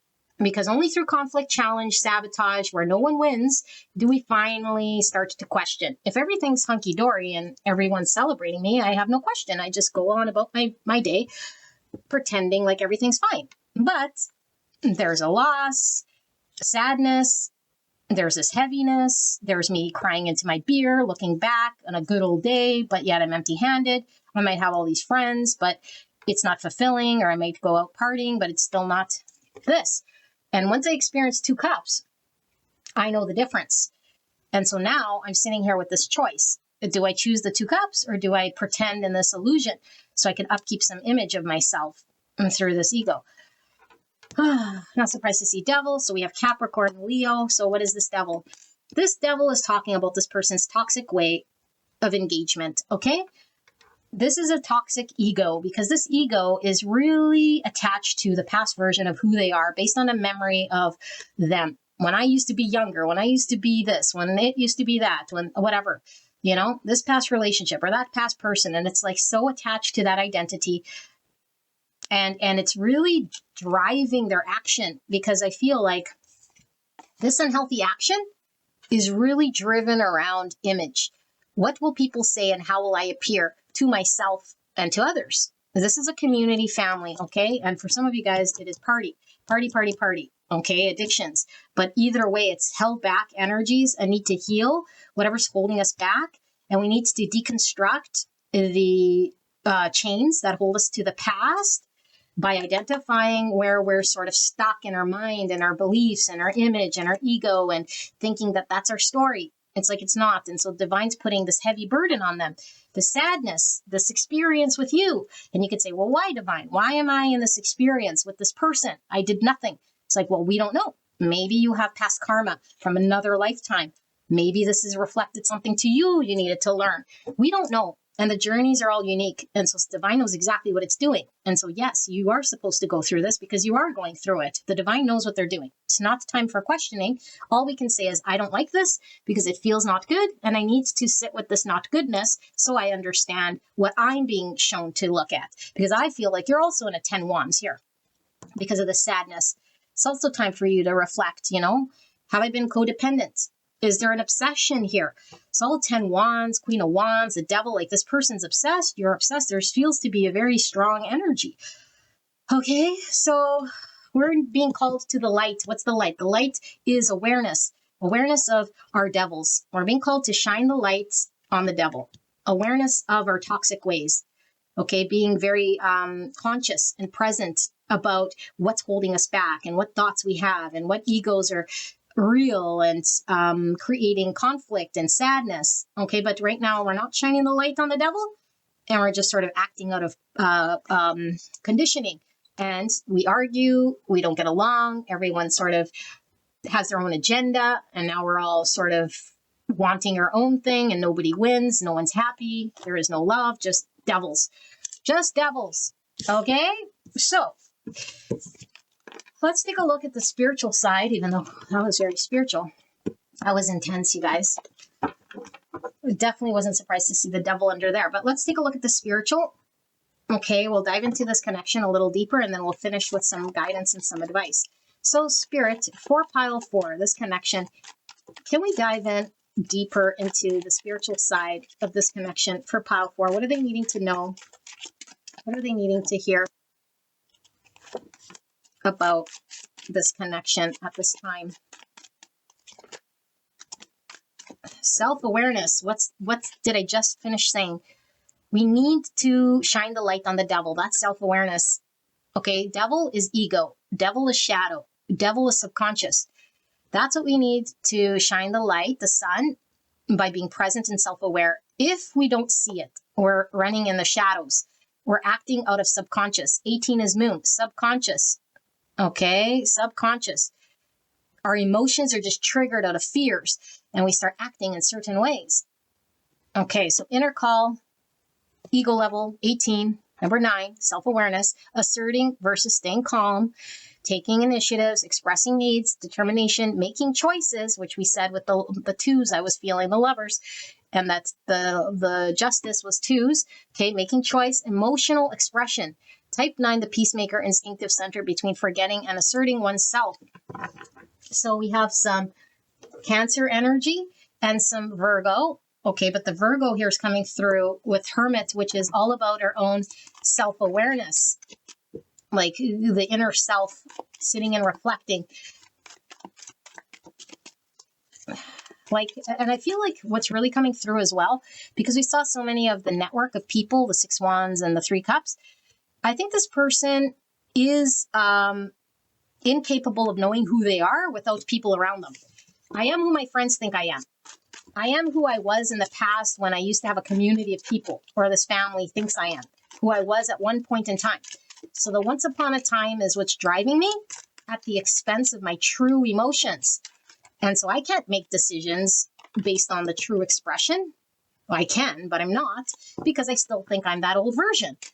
This person needs to come into their self-awareness. Now, also your energy coming through here, because it's talking about you could get very triggered. Your emotions with the devil, I feel there's like an intense pull here with this person. You could be very much, 3 swords with the devil, like really swinging highs and lows with this person. So much so where it's like their actions are really like dictating your emotions and how you react. And you might get very explosive. Okay, but you need to know, where's your emotions coming from? You need to tap into your moon energy and know that someone can't drive your reactions based on how they come in. Okay, because this person might come in again like an emperor, and they might seem as though, yeah, they seem confident and this and that. It's like, yeah, because they're not seeing their own subconscious shadow. Of course they're going to seem confident, and especially if they have family, friends that are like encouraging this. For some of them, okay, not all of them. Some of them are just crying in their beer with a tear, thinking that their old self is still alive somewhere, and it's not. It's just a fart from yesterday.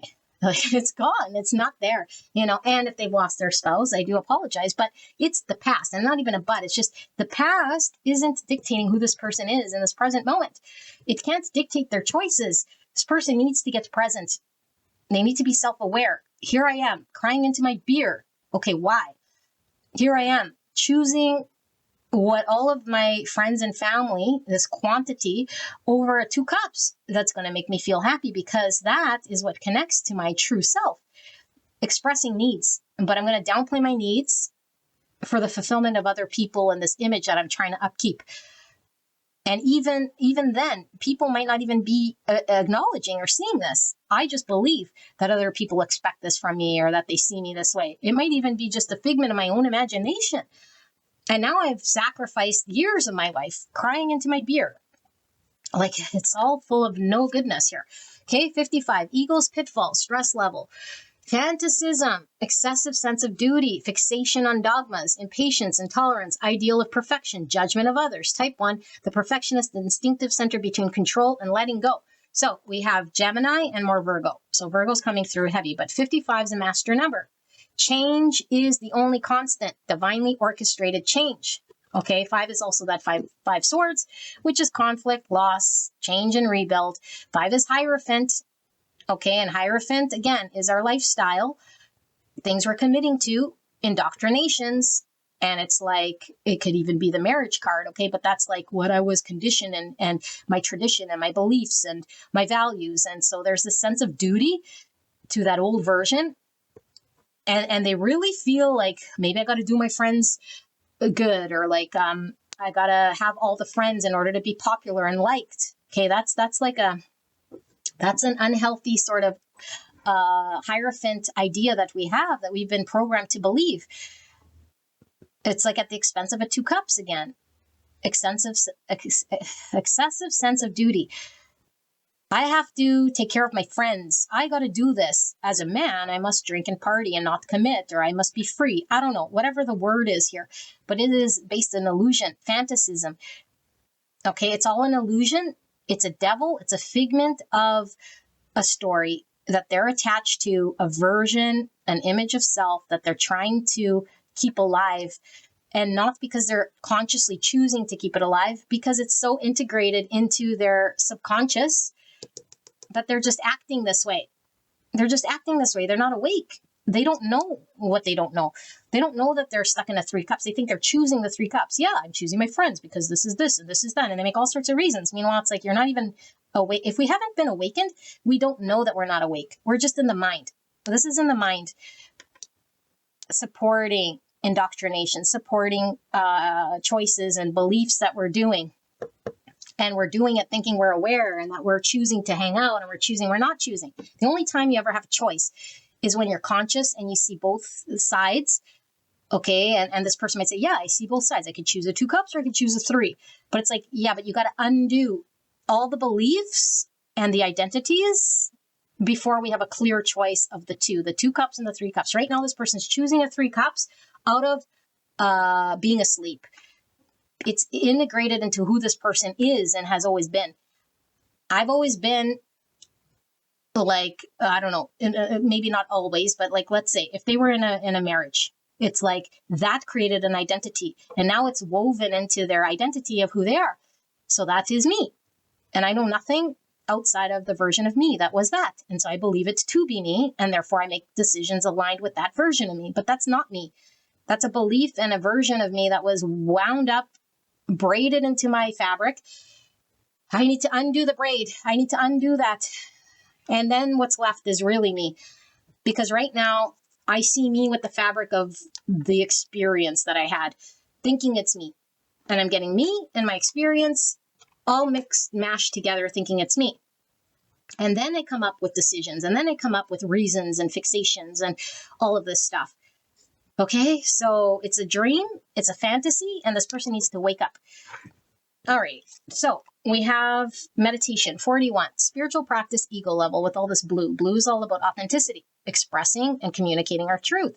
Meditation, meditate on the heart. Quiet observation, retreat, visualization, spiritual reading, spiritual study group. Type 5, the observer, thinking center between interior and exterior. So 5 is Hierophant again. Again, that conflict, the change. Okay, change is really coming through. This person is being called to change. They have a 6 cups in reverse. That is as stuck to the past as we can be. Past version of them. An experience that I believe to be really who I am, and it's not. Until I undo that, I keep making the same choices and getting the same results. This is why Spirit comes through with disappointments and 3 swords and you reflecting back to this person at 10 wands. The more painful and the more suffering this person goes through, the more they're being called to really reflect from an objective place.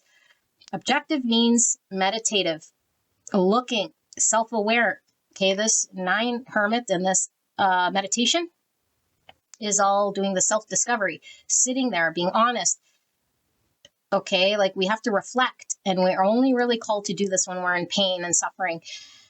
This person's being called to reflect on the truest version of them, not the experience of the past, the relationships of the past, the identity of what they're trying to upkeep, because that keeps them stuck in the past. They really truly think that that's who they are and that's the decisions they make based on this. Okay, so they're really an ego here, and that's at the expense of emotional expression and how they truly feel. Because I feel like if this person were living from the authentic self, they would choose a 2 cups. And they would know that they could still have a 3 cup if they wanted to celebrate and have a healthy connection and network of people. It's not a this or a that, but they have an unhealthy attachment to a 3 cup. Okay, so let's say they have family, okay, or friends that are maybe attached to an old lover or attached to an old version of them. It's like they don't have to be their old version to engage with those people. I mean, of course, if those people are falling off because they're no longer aligned with this person's vibration, then that's the change is the only constant. People aren't in our lives forever. There's change. People fall off all the time, but relationships change. And so maybe someone who was her soulmate could still be in our life as a best friend, as a neighbor. It doesn't have to be someone we're living with potentially here. If we have like a family member that we're taking care of and it's like, I was always the provider. And it's like, so I'm going to attach myself to the story that I'm this provider. Okay. Fixation on dogmas, excessive sense of duty. I have to stay here, go down with the ship, take care of my elderly mother. I can't move. It's my elderly mother. It's like, yeah, well, sorry, I don't mean to laugh, but it really is coming through like this illusion of this story of who they think they have to be to fill this role that's so important.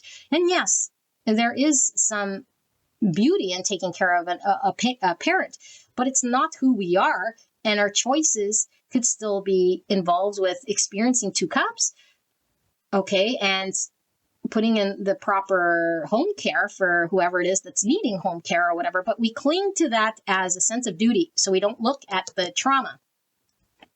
Okay, so it's an easy crutch to say, well, my mother-in-law needs me here, or whatever the story is, because I could come up with a million of them. Okay, but it gives this person a sense of duty. This is when I was making it big, once upon a time. I'm the emperor. And once I give up that story, it's like, who am I? Oh my goodness, like, who am I? I don't know. I have no value. I've lost myself. I'm a nothing burger. No, you need to be self-aware of what's not you. And then the true you comes through. Because right now, it's stifling their truest expression of how they feel. They wanted 2 cups, which was this connection. And they tasted this. And now they sit with this 10 wands, pushing them into the self-observation, pushing them out of ego, forcing them to look at this illusion of self that they're really clinging to. It's like, I don't want to change. Okay, I don't want to change, which is natural and normal. Most people don't like change, but it's going against how they truly feel. And it's bubbling up the subconscious energy that they're really being called to look at, sit with it. Don't just look at it, eat it. All right. So fear, 51, 18 is also fear. Okay. With this moon energy. So subconscious fears, 51, 6. So this came out for every single pile. Okay. 6, lovers and devil, Gemini and Capricorn. Okay, and like I said, Virgo, Cancer, and Taurus and Sagittarius, and Virgo, Gemini. Okay, so Gemini coming through twice here and Virgo coming through twice. So what is this? This is about a choice. Again, choice. Choosing the past version of me that I'm identified with. Okay, so this is coming through, you guys. This is what's probably causing your conflict. You might see this person as choosing actively, consciously aware choosing to stick to the past life, the past version, the friends, the whatever. They're not actually choosing it. Yes, there's a choice on the table, but we got to go deeper a layer to the subconscious. It's never going to be a choice that they could actively make until they're aware of what's going on in the subconscious. Right now, in the subconscious, there's fears. That's driving their decision. They're not consciously choosing the past and their friends because they love their mother-in-law better than you, or drinking with their friends that are draining them and making them stick with the 3 cups. All these people or whatever, or this community is making me feel so good. In fact, this community might make them feel like shit. But they remember a time, and what's this doing? This is just drowning out this fear.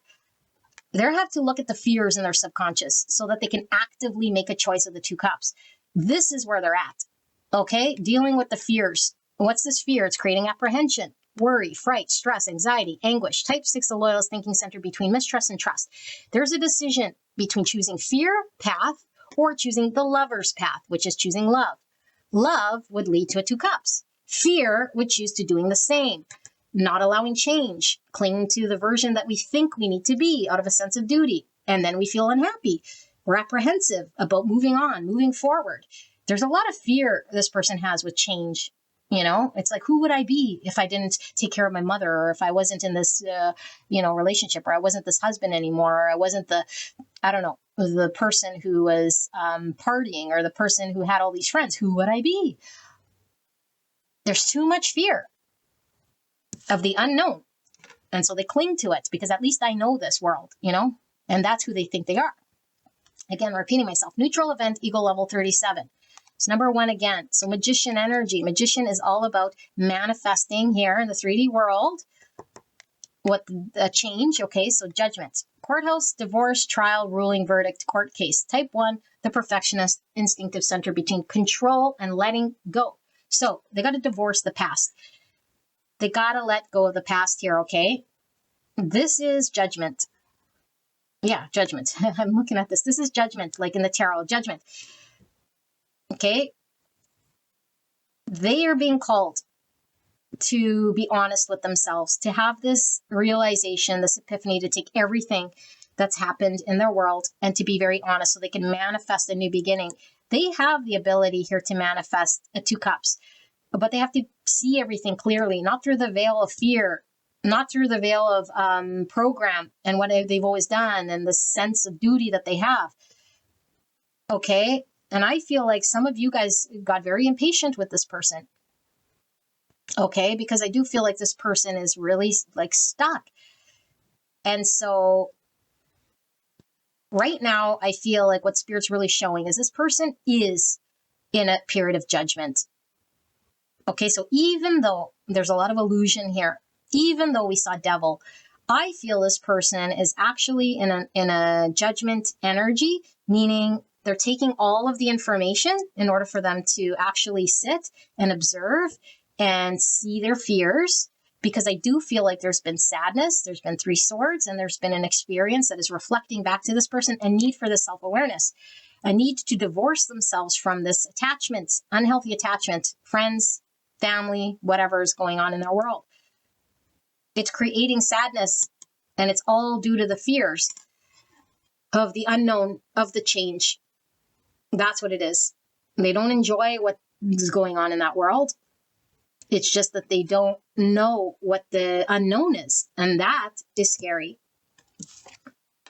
59, fundamental injury, stress level, intrusion, trespassing, invasion, assault, abuse, break-in, disrespect. 5, type 5, the observer thinking center between interior and exterior. Another Hierophant energy, more 5s, 5, 5, 5 all over the place. Okay, 5s are about adventure as well. Innovation, okay, also about freedom. Also challenge, conflict, like we talked about, and risk. This person might feel like there's too much risk, and they might feel like this experience could feel very threatening. When there's fear, we feel it's like an intrusion. Well, I got to change who I am. It feels like it's impeding on my freedom or my identity. And when we feel like this, we can't help but peel it back and see that it was never us to begin with. And when we're really self-aware, we'll know our identity isn't threatened. In fact, there is no identity. There's just essence and being. But if this person isn't connected to essence and being, then they're not connected to their authentic self. They're connected to a version of a projection of a Six of Cups reverse of who they used to be, but once upon a time when they used to be living large or when they felt a sense of duty. That's what they're attached to. And that's what they feel is like being at risk. It's threatened right now. If I let go, if I change, it's like I'll lose that forever. It's like it's already gone. It's already happened. It's an experience. Okay, but I feel like this person, is very protective of that world and might be very defensive. And I feel like a lot of you guys might feel a little bit disrespected because it seems like this person is choosing whatever it is. And for some of you guys with that devil and the three cups, it's like things that are like bottom of the barrel type things. And they're choosing that over you. And it's like, what? You'd rather go and, I don't know, like choose this group of friends who are like a bunch of whatevers, like not without judging them, but these choices that this person is making might make you feel like you're really at the bottom of the barrel here, disrespected. It's like they'd rather choose all of this like low end type stuff.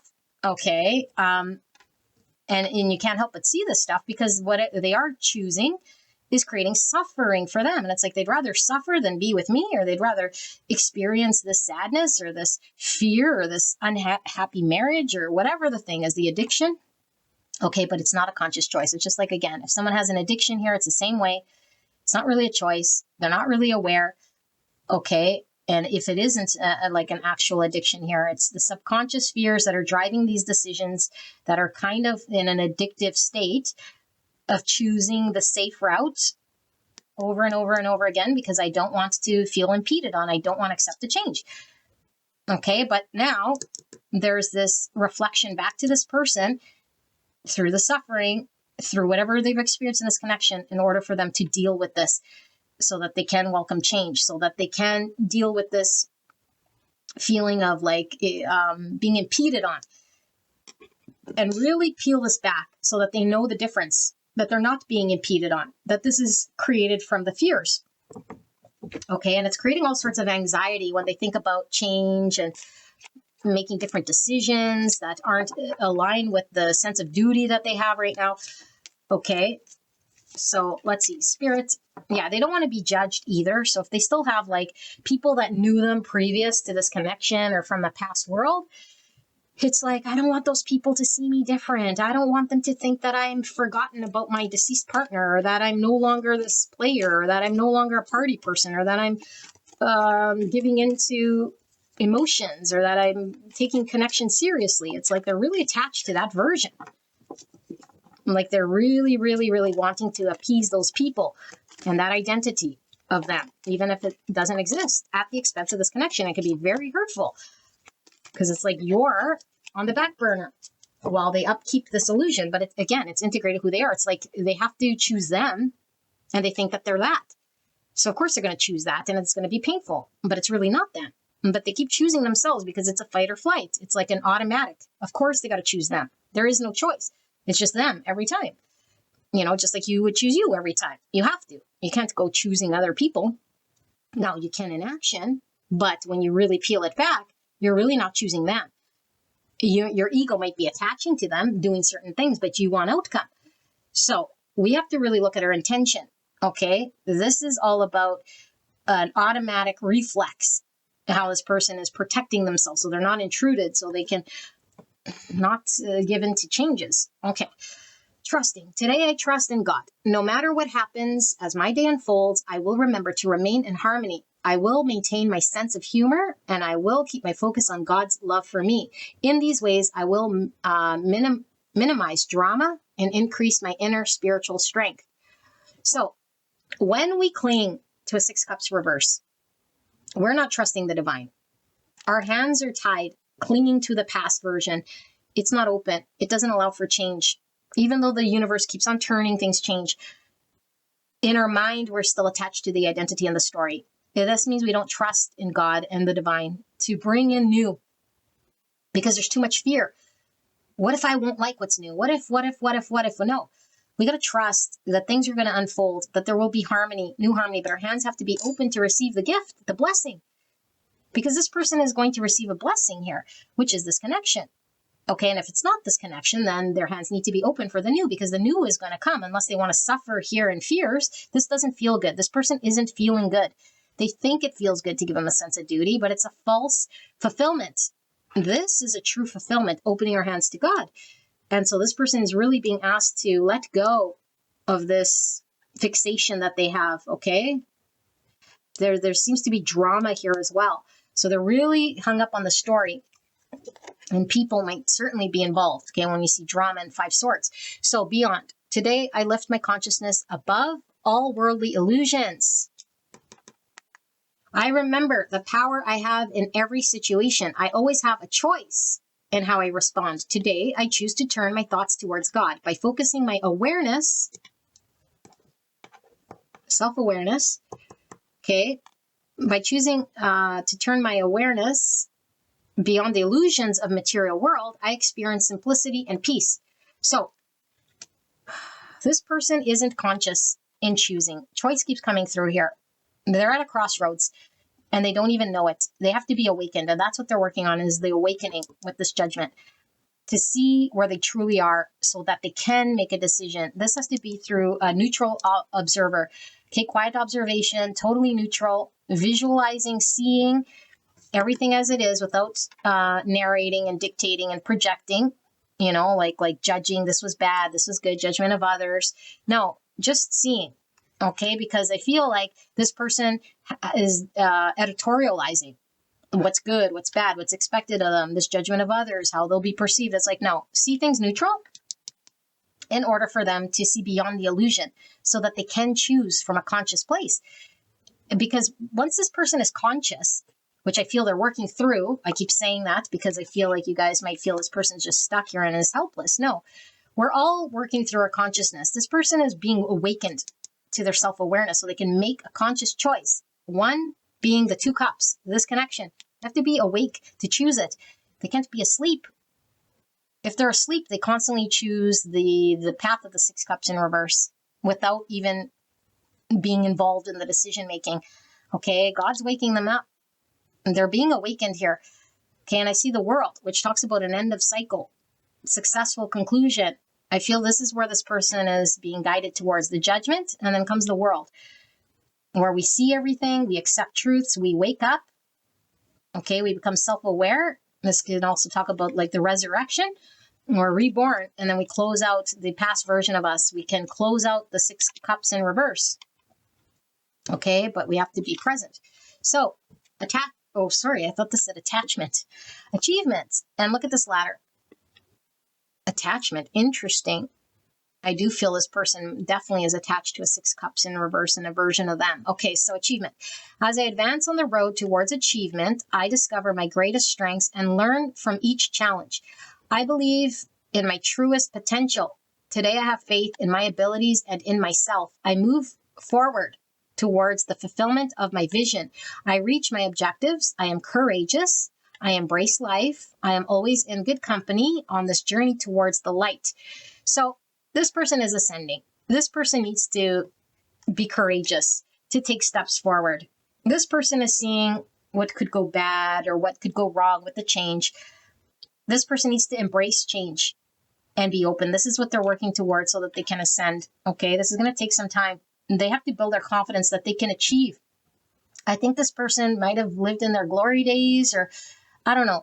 They might think that this is as good as it gets for them, that there's going to be, I don't know, something like this. There's a mind story going on here, and Spirit wants to show them that there's better ahead, that they could create more, that there's a lot of potential, that they have to accept this truth, that they're not dead, that the best of them hasn't been gone, and I feel like it's just because this person says, if I let go, if I accept change, I don't know, the unknown could be worse than the past, or could put me at risk, or could impede my relationships, or the version of me that I still think I am. And it's like, no, it's not going to do any of that. That's all an illusion.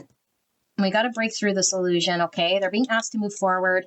They will move forward. It is slow, but this is explaining why this person is sort of sitting there choosing fear. Okay, choosing, I use loosely, acting in fear, subconsciously stuck in fear, rather than consciously choosing to move to a 2 cups.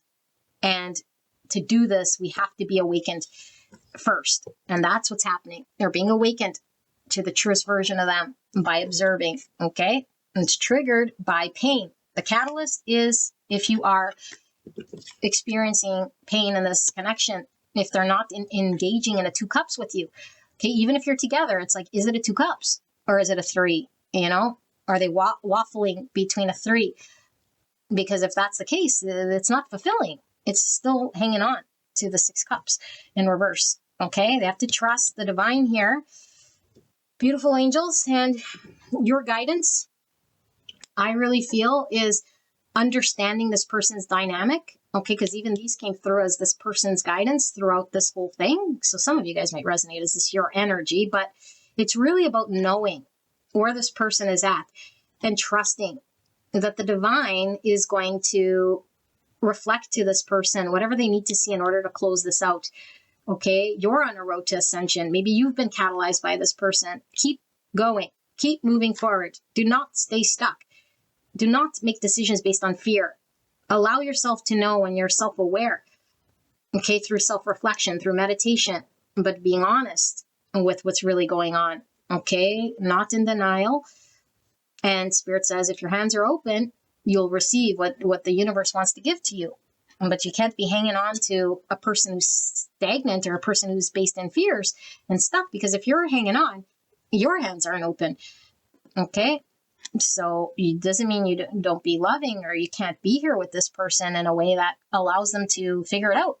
But it can't be at your own ego's sort of timing and your own projections. You have to create space.